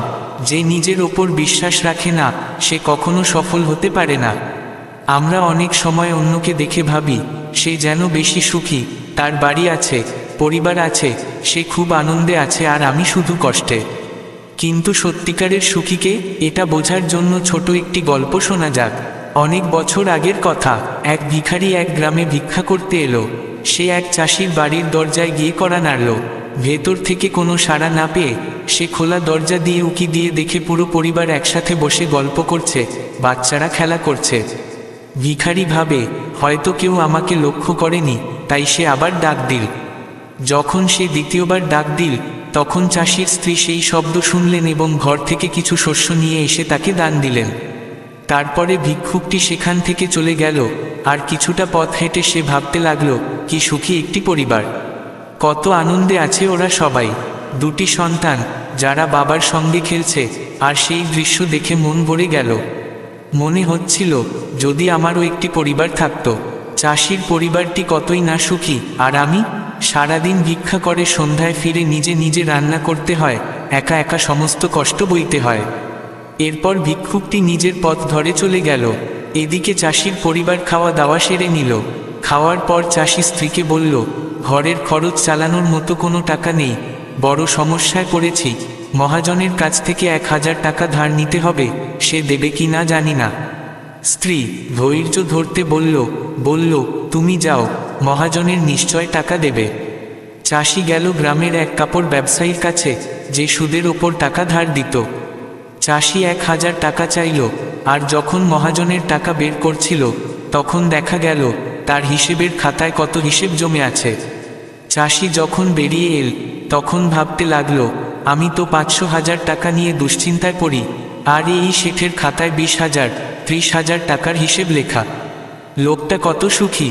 এই ভাবতে ভাবতেই ঘরে ফিরল। সেই শেঠটির একটি ছোট কাপড়ের দোকান ছিল, তবে কাপড় শহর থেকে এনে বিক্রি করত। পরদিন শেঠ শহরে গেল কাপড় আনতে। সেখানে এক বড় দোকানদারের সঙ্গে দেখা করল। সেই বড় দোকানে একজন কর্মচারী আসছিল, বলছিল, আজ 1 লক্ষ টাকার লাভ হয়েছে, 2 লক্ষ টাকার লাভ হয়েছে, মাল পৌঁছে গেছে কলকাতায়, আর মুম্বাইতে ভালো সাড়া মিলছে। এসব দেখে গ্রামের শেঠের মাথা ঘুরে গেল। ভাবতে লাগলো, আমরা তো ভাবি আমি গ্রামের সবচেয়ে বড় শেঠ, অথচ এখানে তো লক্ষ লক্ষ টাকার খেলা চলছে। এদিকে সেই বড় দোকানদারের কাছে খবর এল, লক্ষ টাকার ক্ষতি হয়েছে। মন ভার করে গাড়িতে চেপে সে চলল রায়বাহাদুর সাহেবের বাড়ি, যেখানে একটি ভোজের আয়োজন ছিল। বড় বড় মানুষদের জন্য সেই ভোজ। জায়গা ছিল না বসার, কোনো মতে একটা চেয়ার পেল। দেখল কমিশনার আসছেন, কালেক্টর আসছেন, সবাই রায়বাহাদুর সাহেবের সঙ্গে হাত মেলাচ্ছেন, চা খাচ্ছেন, গল্প করছেন। শেঠ ভাবতে লাগলো, আসলে সত্যিকারের সম্মান তো এখানেই। রায়বাহাদুর সাহেবের সঙ্গে দেখা করে উপহার দিলেন, খানাপিনা করে বাড়ি ফিরলেন। কিন্তু ভোজের চিন্তায় সারাদিনের দুশ্চিন্তা মাথা ব্যথা হয়ে দেখা দিল। শুয়ে পড়লেন, ডাক্তার ডাকতে হলো। এর মধ্যেই বার্তা এল, ব্যবসায় বড় ক্ষতি হয়েছে। মাথা ব্যথা আরও বেড়ে গেল। তিনি ভাবতে লাগলেন, এ কেমন জীবন? বড় বড় অফিসারদের চা খাওয়ানো, পার্টি দেওয়া, সবার মন রাখা, এই তো জীবন। এরই মাঝে জানালার বাইরে চোখ গেল, এক ভিক্ষুক লাঠি হাতে গিয়ে গিয়ে হেঁটে যাচ্ছে, মুখে হাসি। রায়বাহাদুর সাহেব বললেন, দেখো ওকে, তো আসল সুখী মানুষ, না আছে লোকসানের চিন্তা, না আছে লাভের ব্যস্ততা। যে ভিক্ষুক চাষিকে দেখে বলেছিল, কি সুখী পরিবার, আজ তাকেই দেখে রায়বাহাদুর বলছেন, সুখী। বন্ধুরা, প্রত্যেকেই হয়তো কোথাও না কোথাও সুখী, কিন্তু আমরা তখনই দুঃখী হয়ে যাই যখন কাউকে নিজের চেয়ে ধনী বা বেশি সম্মানিত দেখি। আমরা ভাবি কেবল ধনী হলেই সুখ আসে, কিন্তু ধন থাকলেই সুখ আসে না। যদি জীবনে সুখী হতে চাও তাহলে তাদের দিকে তাকিও না যাদের তোমার চেয়ে বেশি আছে, কারণ এমন অনেকেই হয়তো তোমার এই জীবনটাই পেতে চায়। এই গল্প আমাদের আরও একটি গুরুত্বপূর্ণ শিক্ষা দেয়। এটি আমাদের নিজস্ব বাস্তবতার মুখোমুখি দাঁড় করায় এবং বোঝায়, আমরা যেমন আছি তেমনই ভালো। একটি গ্রামের মানুষ ছিল, যিনি পাহাড় ভেঙে পাথর কাটতেন। কোনো অভিযোগ ছিল না তার জীবনে। দিনভর খেটে উপার্জন করতেন, সন্ধ্যায় যা পেতেন তা নিয়ে বাড়ি ফিরতেন, পরিবারের সঙ্গে সময় কাটিয়ে শান্তিতে ঘুমোতেন। বহু বছর এভাবেই কেটে গেছে। একদিন কাজ শেষে বাড়ি ফেরার পথে তার মনে প্রশ্ন এল, এই কি জীবন? সকাল থেকে সন্ধ্যা পাথর ভাঙা, আর শেষে সামান্য কিছু টাকা, যা দিয়ে কোনোমতে সংসার চলে। যদি এমন কোনো অলৌকিক শক্তি থাকত যা আমার ইচ্ছেগুলো পূর্ণ করত। বাড়ি ফিরে খাওয়ায় মন ছিল না, শুধু ভাবনা, যদি এমন কিছু পাওয়া যেত যেটা দিয়ে যা চাই তা পাওয়া যায়। সেই ভাবনায় ঘুমিয়ে পড়ল। স্বপ্নে দেখল কাজ শেষে ফেরার সময় পথে এক বিশাল বাড়ি দেখছে। ভাবল, আহা, যদি এই বাড়ির মালিক হতাম। ভাবার সঙ্গে সঙ্গেই সে সেই বাড়ির মালিক হয়ে গেল। বিশ্বাস হচ্ছিল না এত সহজে ইচ্ছা পূর্ণ। কিন্তু সে আনন্দ বেশিক্ষণ স্থায়ী হলো না। হঠাৎ শুনল এক বিশাল শোভাযাত্রা আসছে, যার কেন্দ্রে ছিলেন একজন রাজনীতিবিদ। জনতা তার নামে স্লোগান দিচ্ছে, তাকে একবার দেখার জন্য হুমড়ি খেয়ে পড়ছে। তখন তার মনে হলো, আমি কিছুই না, এর সামনে আমার কোনো অস্তিত্বই নেই। ইচ্ছে হলো, যদি আমি একজন রাজনীতিবিদ হতাম। সেই ইচ্ছাও পূর্ণ হলো, কিন্তু সেখানেও সুখ দীর্ঘস্থায়ী হলো না। হাজারো মানুষের ভিড়ে গরমে রাজনীতিবিদ অচৈতন্য হয়ে পড়লেন। তখন মনে হলো, সত্যিকারের শক্তিশালী কেউ হলে তা হলো সূর্য। তার সামনে কেউ দাঁড়াতে পারে না। তার মনে হলো, ইস, যদি আমি সূর্য হতে পারতাম। সে এত কিছু ভাবার সময় পেল, এবং তখনই সে সূর্য হয়ে গেল। আনন্দে পাগলপ্রায় হয়ে উঠল, কারণ এখন সে পুরো পৃথিবীকে আলোকিত করতে পারছিল। পৃথিবীর কোনো মানুষ তার আলোকে থামাতে পারছিল না। কিন্তু এই সুখ বেশিক্ষণ স্থায়ী হলো না। কিছুক্ষণ পর আকাশে ঘন মেঘ জমতে লাগলো, তার আলো থেমে গেল। তখন তার মনে হলো, এমন কেউ আছে যে তার আলোকেও থামিয়ে দিতে পারে। সে ভাবল, যদি আমি মেঘ হতে পারতাম। সঙ্গে সঙ্গে সে মেঘ হয়ে গেল। তখন মনে হলো যেন সে আকাশে উড়ে বেড়াচ্ছে, যেখানে ইচ্ছা সেখানে যেতে পারছে। কিন্তু বেশি সময় যায়নি, হঠাৎ এক দমকা হাওয়া এল এবং তাকে উড়িয়ে নিয়ে গেল।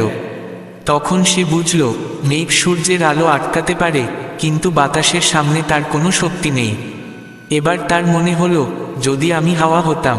সঙ্গে সঙ্গে সে হাওয়া হয়ে গেল। এবার তার মধ্যে এক অদ্ভুত শক্তি অনুভব করল। ভাবল, এখন আমি কাউকে ইচ্ছে মতো উড়িয়ে দিতে পারি। সে বিশ্বাস করতে শুরু করল, এই বিশ্বে আমিই সবচেয়ে শক্তিশালী। কিন্তু তখনই তার সামনে একটা পাহাড় এসে দাঁড়ালো। সে সমস্ত শক্তি দিয়ে চেষ্টা করল পাহাড়টিকে সরাতে, কিন্তু পারল না। তখন সে বুঝল, এমন কেউ আছে যে বাতাসকেও থামাতে পারে। এবার তার মনে হলো, যদি আমি পাহাড় হতাম। তখন সে পাহাড় হয়ে উঠল। কিন্তু এবারও তার সুখ দীর্ঘস্থায়ী হলো না। হঠাৎ সে একটা পরিচিত কণ্ঠস্বর শুনতে পেল। সঙ্গে সঙ্গে তার শরীরে যন্ত্রণার অনুভব হতে লাগলো, যেন কেউ তাকে ভেঙে কুচি কুচি করে ফেলছে। ব্যথায় সে চিৎকার করে উঠল। আর তখনই তার মনে পড়ল, যে ব্যক্তি তাকে এত যন্ত্রণা দিচ্ছে সে আর কেউ নয়, সেই পাথর ভাঙা মানুষ। এইবার সে বুঝতে পারল, আমি তো হতে চাইছিলাম সেই, যার কাছে পাহাড়ও দুর্বল, কিন্তু এবার আমি তা হতে পারলাম না। যতই চেষ্টা করলাম, তা হতে পারলাম না। ব্যথা আরও বাড়তে থাকলো, এবং সেই যন্ত্রণায় তার ঘুম ভেঙে গেল। ঘুম ভেঙে দেখে তার সামনে একটা আয়না। সে যখন নিজেকে আয়নায় দেখল, তখন সে বুঝতে পারল, আমি যা হতে চেয়েছিলাম তা হতে পারিনি, কারণ আমি আসলে সেই পাথর ভাঙা মানুষই। এই যে আমি, এটাই আমার প্রকৃত রূপ। এই গল্প আমাদের শেখা ভালো, কিন্তু নিজের অস্তিত্বকে ভুলে গিয়ে অন্যের মতো হতে চাওয়া মানে শুধু নিজেকে অপমান করা নয়, সেই সৃষ্টিকর্তাকেও অপমান করা, যিনি আমাদের প্রত্যেককে ভিন্নভাবে গড়ে তুলেছেন। আমরা প্রায়ই ভুলে যাই, প্রত্যেক মানুষের মধ্যেই এক বিশেষত্ব থাকে, যা তাকে বিশেষ করে তোলে। আমাদের কাজ সেই বিশেষত্বটা খুঁজে বের করা। তুমি যেমন আছো, ঠিক তেমনটাই ভালো, কারো মতো হতে হবে না, কারণ তুমি নিজেই যথেষ্ট। যদি কিছু হতে চাও, তবে নিজেকে ভালো করে চিনো, নিজের শক্তিকে বুঝো, নিজের শ্রেষ্ঠ রূপটি গড়ে তোলো। আর একটি শিক্ষা যা এই গল্প আমাদের দেয়, তা হলো, একটি রাজ্য ছিল যেখানে এক রাজা বাস করতেন। জীবনের বহু যুদ্ধ জিতে তিনি তার সাম্রাজ্যকে অনেক দূর বিস্তার করেছিলেন। সাহস আর আত্মবিশ্বাসে ভর করে তার রাজত্ব ফুলে ফেঁপে উঠেছিল। যাকে তিনি হারাননি, সে নিজেই মাথা নত করে আত্মসমর্পণ করত। রাজ্য জুড়ে ছিল শান্তি আর আনন্দের পরিবেশ। প্রজারা ছিল নিরাপদ, সুখে জীবন কাটাত। এইভাবেই তিনি কাটিয়ে দিয়েছিলেন জীবনের 56টি বছর। রাজা বিলাসবহুল জীবনযাপন করতেন, কিন্তু বয়সের ভারে তিনি এখন পরিণত হয়েছেন। তার একমাত্র পুত্র, মাত্র 16 বছরের কিশোর। রাজা জানতেন, এত বড় সাম্রাজ্য শাসন করতে হলে বয়স নয়, প্রজ্ঞা আর কিছু গুরুত্বপূর্ণ গুণই আসল। যিনি এই গুণগুলো আয়ত্ত করতে পারবেন, তিনি অনায়াসে সাম্রাজ্য চালাতে পারবেন। একদিন তিনি ছেলেকে ডেকে বললেন, শোনো বাছা, বয়স কোনো ব্যাপার নয়। তুমি 16 হও কিংবা 56, মানুষ তোমাকে সম্মান দেবে তোমার অবস্থান অনুযায়ী। সবাই চায় সম্মান পেতে, কিন্তু সেটা সহজ নয়। যদি তুমি চাও মানুষ তোমাকে সম্মান করুক, তাহলে কখনোই কারো কাছে সম্মানের ভিক্ষা চেও না। কখনো কারো কাছে বলো না, আমাকে সম্মান দাও। কারণ সম্মান কোনো জিনিস নয় যেটা চেয়ে পাওয়া যায়। সম্মান একটা শক্তি, যেটা মানুষ আপনা আপনি দেয়, যদি তুমি যথেষ্ট মূল্যবান হও। জানো কি, মানুষ সমুদ্রকে কেন সম্মান করে? কারণ সমুদ্র কাউকে বলে না, আমাকে সম্মান করো। সমুদ্রের শক্তি, বিশালতা মানুষকে মুগ্ধ করে, তাই মানুষ তাকে শ্রদ্ধা করে। সম্মান পেতে হলে সমুদ্রের মতো শক্তিশালী হতে হয়। নিজেকে এমনভাবে গড়ে তোলো যাতে মানুষ তোমাকে যে কোনো অবস্থায় সম্মান দিতে বাধ্য হয়। সততা রাখো, কথা দিলে তা রাখো, এতে সম্মান আপনা আপনি আসবে। নম্র হও, অন্যকে সম্মান দাও। মনে রেখো, শেখার কোনো শেষ নেই। জীবনে প্রতিদিনই কিছু না কিছু শেখা যায়। বাস্তব জীবনের অভিজ্ঞতাই আসল শিক্ষা দেয়। যত বেশি শেখো, যত বেশি চ্যালেঞ্জ মোকাবিলা করো, ততই শক্তিশালী হও, ততই উন্নতি করো। জীবনের এই সময়টাই হলো নিজের গড়ে ওঠার সময়। এই সময় মেয়েদের প্রেমে না পড়ে নিজেকে শক্তিশালী করে তোলার সময়। তুমি যখন নিজের শক্তি আর মূল্য বুঝবে, তখন প্রেমও আপনা আপনি জীবনে আসবে। জীবনে ভালো কিছু করতে গেলে অনেকেই তোমাকে থামাতে চাইবে। তারা হতে পারে তোমার কাছের বন্ধু, পরিবারের কেউ, বা এমনকি তোমার স্বপ্নের মাঝেও। তারা তোমার উন্নতি দেখে ঈর্ষান্বিত হবে, কারণ তারা নিজেরাই আলসেমি আর দুর্বলতার কারণে কিছু করতে পারেনি। তাই কখনো অন্যকে দেখে নিজের জীবন নিয়ে আফসোস করো না। নিজের মধ্যেই সব শক্তি আছে। নিজের অস্তিত্বকেই ভালোবাসো, কারণ তুমি যেমন আছো তেমনটাই অনন্য। তারা চায় না যে তুমি সেটা পারো, তাই অনেক সময় মানুষ তোমাকে টেনে নামিয়ে আনবে, কারণ কিছু বন্ধুত্ব শুধু অল্প সময়ের আনন্দের জন্যই হয়। যখন তুমি সেই আনন্দ থেকে নিজেকে সরিয়ে নেবে, তখন তাদের আনন্দও কিছুটা কমে যাবে, যা তারা তোমার সঙ্গে ভাগ করে নিত। এজন্যই তারা চায় তুমি যেন আগের মতোই থাকো, যেন তাদের মতোই হয়ে যাও।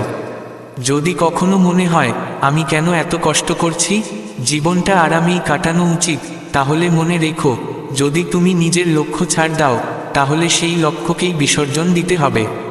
আর যদি কিছু সময়ের আনন্দের জন্য লক্ষ্য ছাড় না দাও, তাহলে জীবনের শেষ পর্বে গিয়ে সেই আনন্দই অনুশোচনায় রূপ নেবে। রাজা তার ছেলেকে আরও বললেন, যখন তুমি নিজের লক্ষ্য নিয়ে এগোতে শুরু করবে, তখন তোমার সামনে নতুন নতুন মানুষ আসবে, যারা তোমার চিন্তা বুঝবে এবং তোমার পাশে দাঁড়াতে চাইবে। তাই যেসব মানুষ তোমার সমস্যায় সঙ্গী হতে চায় এবং তোমার লক্ষ্যকে সম্মান করে, তাদের অগ্রাধিকার দাও। যারা তোমাকে পিছনে টেনে ধরে রাখছে, তাদের থেকে নিজেকে সরিয়ে নাও এবং যাদের সঙ্গে থেকে ভবিষ্যৎকে সুন্দর করা সম্ভব, তাদের সঙ্গেই থেকো। খারাপ মানুষ বন্ধুও হতে পারে, আবার পরিবারের কেউও হতে পারে, তাই তাদের ভালোবাসো কিন্তু দূর থেকে, আর নিজের ভালোবাসা রাখো নিজের উন্নতির জন্য। এই পথের জন্য তোমাকে কিছু সফল মানুষের অভ্যাস গ্রহণ করতে হবে। হয়তো তোমাকে নিজের বাড়িঘর ছেড়ে অন্য কোথাও গিয়ে থাকতে হবে, হয়তো একাকিত্ব আসবে, কিন্তু এটা খারাপ কিছু নয়। কিছু সময় একা থাকা ভালো, কারণ তখনই তুমি নিজের প্রকৃত রূপ বুঝতে পারো, জানতে পারো কি চাও, জীবনে কোন পথ ধরবে। এই গল্প আমাদের শেখায় যে প্রত্যেক মানুষই হয়তো হাসছে, কিন্তু সবাই নিজের জীবনে খুশি নয়। কেউ একজন ধনীকে দেখে দুঃখ পায়, ভাবে ধনীরাই সুখী, কিন্তু ধনী হওয়া মানেই সুখী হওয়া নয়। জীবনে সুখী ও সমৃদ্ধ হতে চাইলে নিজের চেয়ে ভালো হও, অন্যের সঙ্গে তুলনা করো না, কারণ হয়তো অনেকেই তোমার জীবন পাওয়ার জন্য আকুল হয়ে আছে। আজ আমরা যাকে দেখি, সে চায় অন্য কারো মতো হতে, অন্যের জীবন যাপন করতে, কিন্তু প্রত্যেকের জীবনেই একটা নিজস্ব বিশেষত্ব থাকে। শুধু দরকার সেটা বুঝে তোলা আর নিজের ক্ষমতা চিনে নেওয়া। যেদিন তুমি নিজের ক্ষমতা চিনে ফেলবে, সেদিনই অন্য কারো মতো হওয়ার বাসনা বা অন্যের জীবন চাইবার তৃষ্ণা চিরতরে মুছে যাবে। তখনই তুমি নিজের জীবনটা সত্যি উপভোগ করতে পারবে। একদিন মহাবীর কর্ণ শ্রীকৃষ্ণের কাছে নিজের কষ্টের কথা বলছিলেন। বললেন, হে প্রভু, জন্মের সময় আমার মা আমাকে ত্যাগ করেছিলেন, এতে আমার কি দোষ ছিল? দ্রোণাচার্য আমায় শিক্ষা দিলেন না, কারণ তিনি আমায় ক্ষত্রিয় মনে করেননি, এতে আমার কি দোষ ছিল? আমি রাজবংশের অন্তর্ভুক্ত না হওয়ায় আমাকে দ্রৌপদীর স্বয়ম্বর থেকে অপমানিত হয়ে ফিরতে হয়েছিল, তাতেও আমার তো দোষ ছিল না। তখন শ্রীকৃষ্ণ বললেন, হে কর্ণ, শোনো, আমিও তো জন্মেছিলাম কারাগারে, আর জন্মেই মৃত্যু আমার অপেক্ষায় ছিল। আমি জন্মের রাতেই আমার পিতা মাতার কাছ থেকে বিচ্ছিন্ন হয়ে পড়েছিলাম। আমাকে গরিবের ঘরে বড় হতে হয়েছিল। নিজে হাতে গোবর তুলতাম, হাঁটতেও পারতাম না তখন, অথচ আমাকে মেরে ফেলার চেষ্টা হয়েছিল। আমার শৈশবও রক্ষা পায়নি।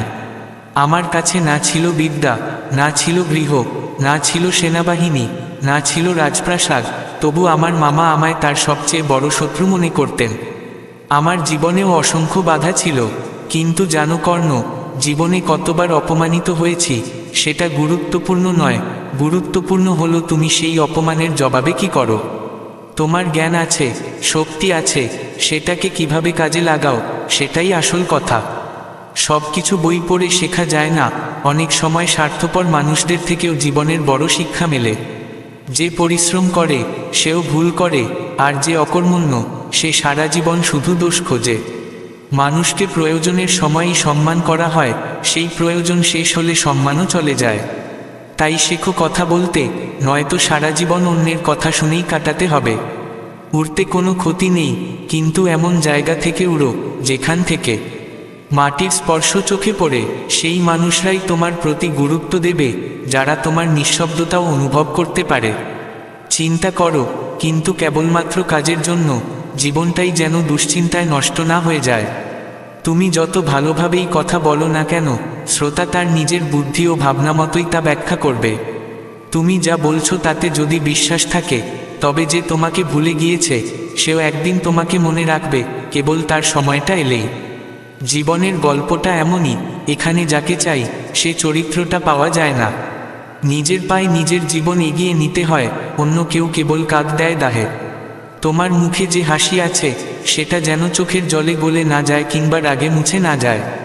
এই পৃথিবীতে কেউ আমাদের শত্রু বা বন্ধু হয়ে জন্মায় না, আমাদের ব্যবহারে এবং কথায় কেউ বন্ধু হয়, কেউ শত্রু। যে মানুষ সবসময় কষ্টের কথাই বলে, তার দুয়ার থেকে সুখ ফিরে যায়। যার ভেতরে আশা আছে সে জীবনের সমস্ত পরীক্ষাই পাশ করে। সবাই নিজের হয় না, এটা সত্যি। আজ যদি পথ তৈরি করো, কাল তুমি গন্তব্যে পৌঁছবেই। এই সাহসের সঙ্গে করা চেষ্টাই একদিন সফলতা এনে দেবে। পৃথিবীতে কিছুই স্থায়ী নয়, না সময়, না ভালোবাসা, না ঘৃণা, না সম্পর্ক। যদি কেউ তোমায় না বোঝে, দুঃখ পেও না, কারণ ভালো মানুষ আর ভালো বই সবাইকে বোঝায় না। বন্ধুত্বে কোনো স্বার্থ থাকে না, সেখানে থাকে একাস্থা, যেখানে হাসির মুহূর্ত থেকে দুঃখের সময় পর্যন্ত পাশে থাকার দায়িত্ব নেওয়া হয়। এখানে মিথ্যে প্রতিশ্রুতি নয়, থাকে সত্যিকারের চেষ্টা। যে সত্য কথা বলে, সৎ পথে চলে, সে অনেকের কাছেই তিক্ত মনে হয়। প্রশংসা অনেক করবে, কিন্তু অপমান একবারই মনে রাখবে। লাগান শব্দটা ছোট হলেও যার ওপর পড়ে, তার জীবনটাই বদলে যায়। যখন কোনো সম্পর্ক তোমায় কাঁদায়, তখন শিখে নাও উপেক্ষা করতে, জীবন অনেক সহজ হয়ে যাবে। যে ব্যক্তি ব্যথার আগেই দুঃখে ভেঙে পড়ে, সে নিজের প্রয়োজনের চেয়েও বেশি কষ্ট পায়। জীবনে ব্যর্থতা খুব স্বাভাবিক একটি অংশ। যদি কখনো ব্যর্থ না হও, তাহলে কিছু শিখবে না, আর শিখতে না পারলে পরিবর্তনও হবে না। তাই জীবনের ব্যর্থতাগুলো খুব গুরুত্বপূর্ণ। সময়ের সঙ্গে লড়াই করে নিজের ভাগ্যকে বদলে নিতে পারে শুধুমাত্র সেই মানুষই, যে নিজের ওপর বিশ্বাস রাখে। ভাবো না আগামীকাল কি হবে, কে জানে, আগামীকালই হয়তো জীবনটাই বদলে যেতে পারে। সুখ আসে স্বাধীনতার ওপর নির্ভর করে, আর স্বাধীনতা নির্ভর করে তোমার সাহসের ওপর। বিশ্বাস ছাড়া পৃথিবীর কোনো সম্পর্ক দীর্ঘস্থায়ী হতে পারে না। গতকালের ভুলে যদি কষ্ট পেয়েছ, আজকের দিনটাও সেই কষ্টে নষ্ট করো না। যে ব্যক্তি লক্ষ্যপথে নিমগ্ন, তাকেই সফল বলে গণ্য করতে হয়। শ্রীকৃষ্ণ বলেন, মানুষের পতনের পেছনে 5টি প্রধান কারণ রয়েছে: আলস্য, ক্রোধ, ভয়, ক্লান্তি এবং কাজ পড়ে করার অভ্যাস। সাফল্য সুখের চাবিকাঠি নয়, বরং তুমি যা করছো যদি তা ভালোবাসো, তাহলেই তুমি সত্যিকার অর্থে সফল হবে। যে মানুষ অপরের মঙ্গল চায়, তাকেই বেশি কষ্ট পেতে হয়, কারণ ফলদায়ী গাছকেই সবচেয়ে বেশি ঢিল ছোড়া হয়। পরিশ্রমের উপার্জিত অর্থে সব রকম আনন্দ পাওয়া যায়, কিন্তু প্রতারণা ও অসততার মাধ্যমে উপার্জিত অর্থ সবসময় যন্ত্রণা দেয়। নীরবতা কখনো কখনো সবচেয়ে বড় উত্তর, আর ক্ষমা সবচেয়ে বড় শাস্তি। যখন কঠোর পরিশ্রমেও স্বপ্ন পূর্ণ না হয়, তখন পথ বদলাতে পারো, কিন্তু নীতিকে নয়, কারণ গাছও পাতা বদলায়, কিন্তু মূল নয়। যদি কারো সান্নিধ্যে তোমার চিন্তাধারা নির্মল হতে থাকে, বুঝবে সে সাধারণ কেউ নয়। কঠিন সময়ই তোমাকে মজবুত করে তোলে। জ্ঞানী সেই, যে অন্যদের গুণ দেখে শেখে, তুলনা ও ঈর্ষা করে না। আজকের দিনে যাকে টাকা ও পদমর্যাদা আছে, তাকেই ঈশ্বর মনে করা হয়। সম্পর্কের নামই হয়ে গেছে টাকা। ঘরে যতই অন্ধকার থাকুক, যদি হাতে টাকা থাকে তবে অশিক্ষা, দুর্ব্যবহার, অন্যায় সব ক্ষমাযোগ্য। কলিযুগে ভালো মানুষের পাশে খারাপও থাকবেই। জীবনে কাউকে এতটা গুরুত্ব দিও না যে সে তোমার হাসি কেড়ে নেয়। তোমার জীবনের সমস্যা কারো সঙ্গে শেয়ার করো না, কারণ 80% লোক তা নিয়ে ভাবেই না, আর বাকি 20% খুশি হয় তুমি সমস্যায় পড়েছ বলে। শ্রীকৃষ্ণ বলেন, কিছু মানুষ এমনভাবে আচরণ করে যেন তারা তোমার উপকার চেষ্টা করছে, অথচ তারা কেবল নিজেদের সুবিধার অপেক্ষায় থাকে। প্রত্যেককে তোমার কথা বলো না, কারণ কেউ মিষ্টি কথা বললেই সে তোমার মঙ্গলচিন্তক হয় না। প্রতিটি অবস্থার জন্য আমাদের নিজেদের কর্মই দায়ী। ভালো মানুষ স্বার্থপর নয়, সে কেবল দূরে সরে যায় যখন সম্মান হারিয়ে যায়। কেউ কান্না করে বা রাগে চিৎকার করে তো তার কথায় সত্যতা থাকে, কারণ সেই মুহূর্তে সে মনের কথা বলে ফেলে। বেশি আশা করো না, কারণ যত গভীর সম্পর্ক, আঘাতও ততটাই গভীর হয়। সম্পর্ক আর আয়না দুটোই ভাঙতে সময় লাগে না, শুধু পার্থক্য এই, আয়না ভাঙে দুর্ঘটনায়, সম্পর্ক ভাঙে ভুল বোঝাবুঝিতে। দুঃখ বিক্রি যায় না, আর সুখ কেনা যায় না। জীবনে এমন অনেক সময় আসে যখন যাকে সুখ দেওয়ার জন্য সব করতে পারো, সেই তোমার চোখে জল আনে। মুখ দেখে বন্ধুত্ব করো না, কারণ কথা অনেক সময় এমনভাবে প্রভাব ফেলে যে তুমি চুপ করে ভাবতে বসো, তুমি কি সত্যিই এতটাই খারাপ? তরবারির ক্ষত শুকিয়ে যায়, কিন্তু কথার আঘাত অনেক দিন থাকে। অভিজ্ঞতা বলে, কখনো কখনো নীরবতাই সবচেয়ে বড় জবাব। অনেক মানুষ রাগ করে, চিৎকার করে, কিন্তু জীবনের জটিলতায় এমনভাবে জড়িয়ে যায় যে কিছুই ভাঙে না, আবার কিছুই থাকে না। হারিয়ে যাওয়ার পরেই মানুষকে বুঝে নেওয়া যায়। যখন তুমি সময় দাও, কেউ গুরুত্ব দেয় না, আবার যাকে তুমি গুরুত্ব দাও, সে তোমাকে সময় দেয় না। সামনের দিকে এগোতে চাইলে বধির হও, কারণ তোমার সাহস ভাঙতে চাইবে এমন অনেক মানুষ থাকবে। বুদ্ধিমান মানুষ ভুল করার আগে ভাবে, আর বোকারা করে ফেলে তারপরে ভাবে। কাজ না করে শুধু ভাবলে চলবে না, ভুল থেকে শিক্ষা না নিলে বদলানো যাবে না, আর শেখাও হবে না। তাই ব্যর্থতা প্রয়োজনীয়। যে সময়ের সঙ্গে লড়াই করে, সেই নিজের ভাগ্য বদলাতে পারে। ভাগ্য কি হবে তা ভেবে সময় নষ্ট করো না, কারণ কালই হয়তো তোমার জীবনের ছবি বদলে দিতে পারে। সুখ আসে স্বাধীনতার মাধ্যমে, আর স্বাধীনতা আসে সাহস থেকে। বিশ্বাস ছাড়া কোনো সম্পর্ক টিকে না।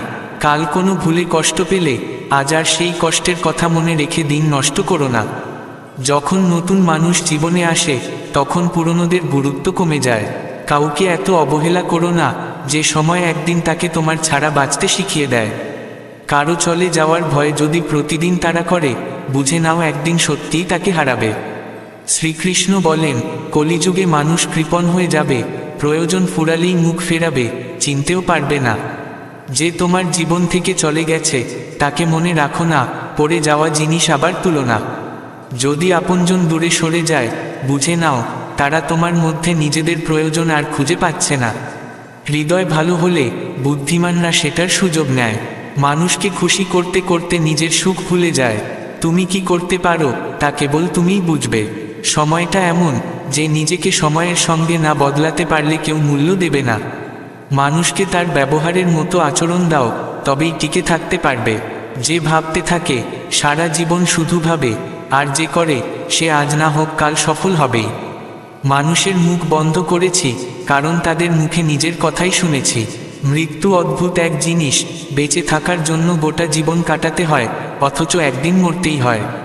ভাগ্য আমাদের হাতে নয়, কিন্তু সিদ্ধান্ত আমাদের হাতে। ভাগ্য আমাদের সিদ্ধান্ত বদলাতে পারে না, কিন্তু আমাদের সিদ্ধান্ত ভাগ্য বদলাতে পারে। কুণ্ডলিতে শনির মতো, মনে অহংকারের মতো, আর জীবনে শত্রুতার মতো ক্ষতিকর কিছু নেই। যাকে উত্তর দাওনি, সময় বদলালেই তার দিক থেকেও সম্ভাষণ আসে। যখন সময় ঘুরে দাঁড়ায়, তখন নিয়মের গাছেও আম ফলে। যে জগতে কাউকে পাওয়া যায় না, সেই ভেবে ঈশ্বর একটা জগৎ বানিয়েছিলেন। তোমার সুখে থাকে তারা যাকে তুমি ভালোবাসো, আর তোমার দুঃখে থাকে তারা যারা তোমাকে ভালোবাসে। কোথাও লেখা ছিল, এই পৃথিবীতে যদি কিছু ত্যাগ করার মতো থেকে থাকে, তবে তা হলো অন্যের প্রতি প্রত্যাশা। হারানো ধন ফিরে আসতে পারে, ভুলে যাওয়া জ্ঞান ফিরেও পেতে পারো, কিন্তু হারানো সময় আর কখনো ফিরে আসে না। গোটা জীবন সম্পর্কের মায়াজালে জড়িয়ে থেকেছি, অথচ সত্যিটা হলো নিজের ছাড়া আর কেউ কখনো নিজের হয় না। জীবনটা হোক সূচের মতো, কাঁচির মতো নয়। সূচ যেমন দুইটিকে জোড়ে, কাঁচি তেমনি দুইটিকে কাটে। তুমি ভালোবাসোনি, কেবল অভ্যাস করেছিলে। ভালোবাসা থাকলে এক মুহূর্তের বিচ্ছেদও শান্তিতে বাঁচতে দিত না। ভাগ্য সবার জীবনেই সুযোগ আনে, কিন্তু সবাই রাজা হতে পারে না। সম্পর্ক এমন হওয়া উচিত যেখানে নিজের প্রতিটি কষ্ট ও অভিযোগ প্রকাশ করা যায় খোলাখুলিভাবে। সত্যিকারের ভালোবাসা কেবল তারাই দিতে পারে যাদের হৃদয়ে ভালোবাসা পাওয়ার তীব্র আকাঙ্ক্ষা থাকে। সময় নাকি দ্রুত চলে যায়? অপেক্ষা করে দেখো, বুঝবে সময় কেমন থমকে যায়। জীবন যেন থেমে থাকে, আর আমরা দুঃখের গভীরে ডুবে থাকি। খুশি কোথায় হারিয়ে যায় জানি না। ঈশ্বর সকলের ভাগ্যে ভালোবাসা লিখেছেন, কিন্তু যখন আমাদের পালা এসেছে তখনই কলমের কালি ফুরিয়ে গেছে। আমরা মাথা নত করি শুধু সম্পর্ক ধরে রাখার জন্য, নয়তো তো ঠিক ভুল নিয়ে বিতর্কে আমরা থাকতামই না। কাল ছিল না, আজও নেই। মানুষ যখন তোমার অনুকরণ করে তখন বুঝবে তুমি সঠিক পথে এগিয়ে যাচ্ছ। এটা কেবল সৌভাগ্যের বিষয় যে কেউ কেউ পায় প্রশংসক, কেউ পায় ভালোবাসার মানুষ। আমরা হাসি অন্যকে হাসানোর জন্য, কিন্তু নিজের যন্ত্রণায় এতটা ভারাক্রান্ত যে ঠিকমতো কাঁদতেও পারি না। মানুষ খোঁজে রূপ, অথচ হৃদয় যদি সুন্দর হয় তাহলে কোনো জলই তা ধুয়ে ফেলতে পারে না। পৃথিবীর সবচেয়ে দ্রুতগামী জিনিস হলো প্রার্থনা, যা হৃদয় পৌঁছে যায় তার আগে পৌঁছায় কথায়। ভাগ্য কেমন খেলে তা বোঝা যায়। রাম, যার সিংহাসন রাতেই নির্ধারিত ছিল, সকালেই তাকে বনবাসে যেতে হয়েছিল। তুমি যতই ভালো হও না কেন, প্রত্যেকেই নিজের অবস্থান থেকে নিজেকে সঠিকভাবে, শুধু আমরা তাদের একটু বেশি ভালোবেসে ফেলি বলে নিজের করে ভাবি। না জানি কেন এমন হয়, যাকে চাও সে দূরে সরে যায়, যাকে নিয়ে দৌড়ো সে কিছুদিন না দেখলে তোমার অস্তিত্বই ভুলে যায়। প্রার্থনা করি এমন কোনো পথ পাই যেন তোমাকে দেখতে পারি এবং নিজেকেও হারিয়ে না ফেলি। মিষ্টি মিথ্যে বলার কলা শিখতে পারিনি, তে তো সত্যই কেড়ে নিয়েছে অনেক সম্পর্ক। ঈশ্বর যে দরজা খুলে দেন তা কেউ বন্ধ করতে পারে না। একসময় আমরা শিশু অবস্থায় নির্ভর ঘুমাতাম, এখন শুধু চোখ বন্ধ করি, ঘুম আর আসে না। যার কাছে যাই সেও বোঝে না। যাকে সবচেয়ে বেশি ভালোবাসো সেই একসময় তোমার হাত ছেড়ে দিতে চায়। আমি কাউকে হৃদয় থেকে দূরে রাখিনি, কিন্তু যার হৃদয় স্থান ছিল সেই সরে গেছে নিজে থেকে। সবাইকে নিজের ভাবতে চেয়েছিলাম, কিন্তু কেউ চিরদিনের হয়ে থাকেনি। যা নিজের নয় তা তখনই বোঝা যায় যখন স্বপ্ন ভেঙে যায় আর নিজের মনে করলেও সে পাশে থাকে না। ঘুমের ওষুধও তখন আর কাজ করে না। যারা প্রতারণা করে তারা একসময় শান্তি পায়, কিন্তু যারা প্রতারিত হয় তারা সারা জীবন শান্তি পায় না। যারা নীরবে ভালোবাসে তারাই জীবনের শেষ দিন পর্যন্ত অনুগত থাকে। শত্রুরা তখনই সফল হয় যখন কাছের মানুষরাই পেছনে থেকে আঘাত করে। ক্ষমা করতে জানি, কিন্তু আবার তাদের হৃদয়ে স্থান দিতে পারি না। আমরা অসম্পূর্ণ মানুষ, ঘুমও পূর্ণ হয় না, স্বপ্নও নয়। পড়ে গিয়ে দেখো, কেউ তুলতে আসবে না, বরং উঠে দাঁড়ালেই কাছেররাই টেনে নামাবে। রক্তের সম্পর্কই সব নয়, দুঃসময়ে যে হাত ধরে সেই প্রকৃত আপন। সে চলে যাওয়ার সিদ্ধান্ত নিয়েছিল, আমরা ভেবেছিলাম হয়তো আমাদের বোঝাতে জানি না। মানুষ কত অদ্ভুত, নাটকে মানুষের দুঃখ দেখে কাঁদে, কিন্তু বাস্তবে দুঃখকে নাটক বলে উড়িয়ে দেয়। ঘৃণায় হয়তো নির্মলতা থাকে, কিন্তু ভালোবাসায় মানুষ সবকিছু ছেড়ে দিতে পারে। কেউ কিভাবে একাধিক মানুষকে ভালোবাসে, তারপর তো আর কেউ তাকে মনে রাখে না। সম্পর্ক কেবল সময় নয়, বোঝাপড়াও চায়। গায়ের রং কালো হলেও মনের কালোই আসল কালো। জীবন এক খেলা, যার স্রষ্টা সময়, আর মানুষ শুধু অভিনয় করে। কতজনকে বিশ্বাস করবে সেটা বড় কথা নয়, বরং নিজের ওপর বিশ্বাস থাকাই বড় কথা। লোকের কথায় বিভ্রান্ত হয়ে যদি কাউকে ভুল বুঝো, সেটা সবচেয়ে বড় বোকামি। তুমি যতই চেষ্টা করো, কেউ কেউ কখনোই তোমার হবে না। সময় থাকতে নিজেকে বদলাও, কারণ সময় বদলে গেলে কষ্টই কষ্ট। কিছু মানুষ সম্পর্ককে কাজে লাগায়, সৎ হৃদয়ের মানুষদের হৃদয় ভেঙে নিজে কাজ ছাড়ায়। ভাবে যেন সেই সবচেয়ে বুদ্ধিমান, অথচ আসলে নিজের ভাগ্যই নষ্ট করে। যদি চলে যেতে চায়, যেতে দাও, ধরে রাখার দরকার নেই। সম্পর্ক ভালোবাসার জন্য হয়, ভিক্ষার জন্য নয়। নেতিবাচক চিন্তা মানসিক চাপ বাড়ায়, ভালো জিনিসগুলো চোখে পড়ে না। সময়ের চাকা তো ঘোরে, ভালো সময় আসবেই, খারাপও। ভালো সময়ে ঈশ্বরকে ভুলে যাই, আর খারাপ সময়ে অভিযোগ করি। অথচ উচিত হলো ভালো সময়ের জন্য কৃতজ্ঞতা আর খারাপ সময়ের জন্য ধন্যবাদ, কারণ সেগুলোই আমাদের তৈরি করে বড় লড়াইয়ের জন্য। ছোট ছোট সমস্যাগুলোর মধ্য দিয়ে চলতে গিয়ে আমরা বড় সমস্যার মোকাবিলায় পারদর্শী হই। তাই সমস্যা দেখে ভয় পেও না, বরং সমাধানের কথা ভাবো। পরিকল্পনা করো, আর নিজেই মেটাও। খারাপ সময় হলো তোমার মনোবল যাচাইয়ের সময়। শ্রীকৃষ্ণ বলেন, একজন মানুষকে হারিয়েও এগিয়ে যাওয়া যায়, কিন্তু তার শূন্যতা হাজারেও পূর্ণ হয় না। যারা ধৈর্য নিয়ে অপেক্ষা করতে জানে, সবকিছু একদিন না একদিন তাদের কাছেই পৌঁছায়। যতক্ষণ না তুমি প্রতিকূলতার সঙ্গে লড়বে, ততক্ষণ সে তোমার উপরেই চেপে বসে থাকবে। কেবল ভাগ্যের উপর ভরসা করে বসে থাকো না। হাত খালি থাকতে পারে, পরিশ্রমের অভাব যেন না থাকে। কষ্ট তখনই আসে যখন বুঝতে পারো, যাকে সবচেয়ে গুরুত্ব দিচ্ছ তার কাছে তোমার কোনো মূল্য নেই। যাদের আমরা অতিমাত্রায় ভালোবাসি, তারাই সবচেয়ে আগে বদলে যায়। সময়, সম্মান, ভালোবাসা সবকিছু বেশি দিলে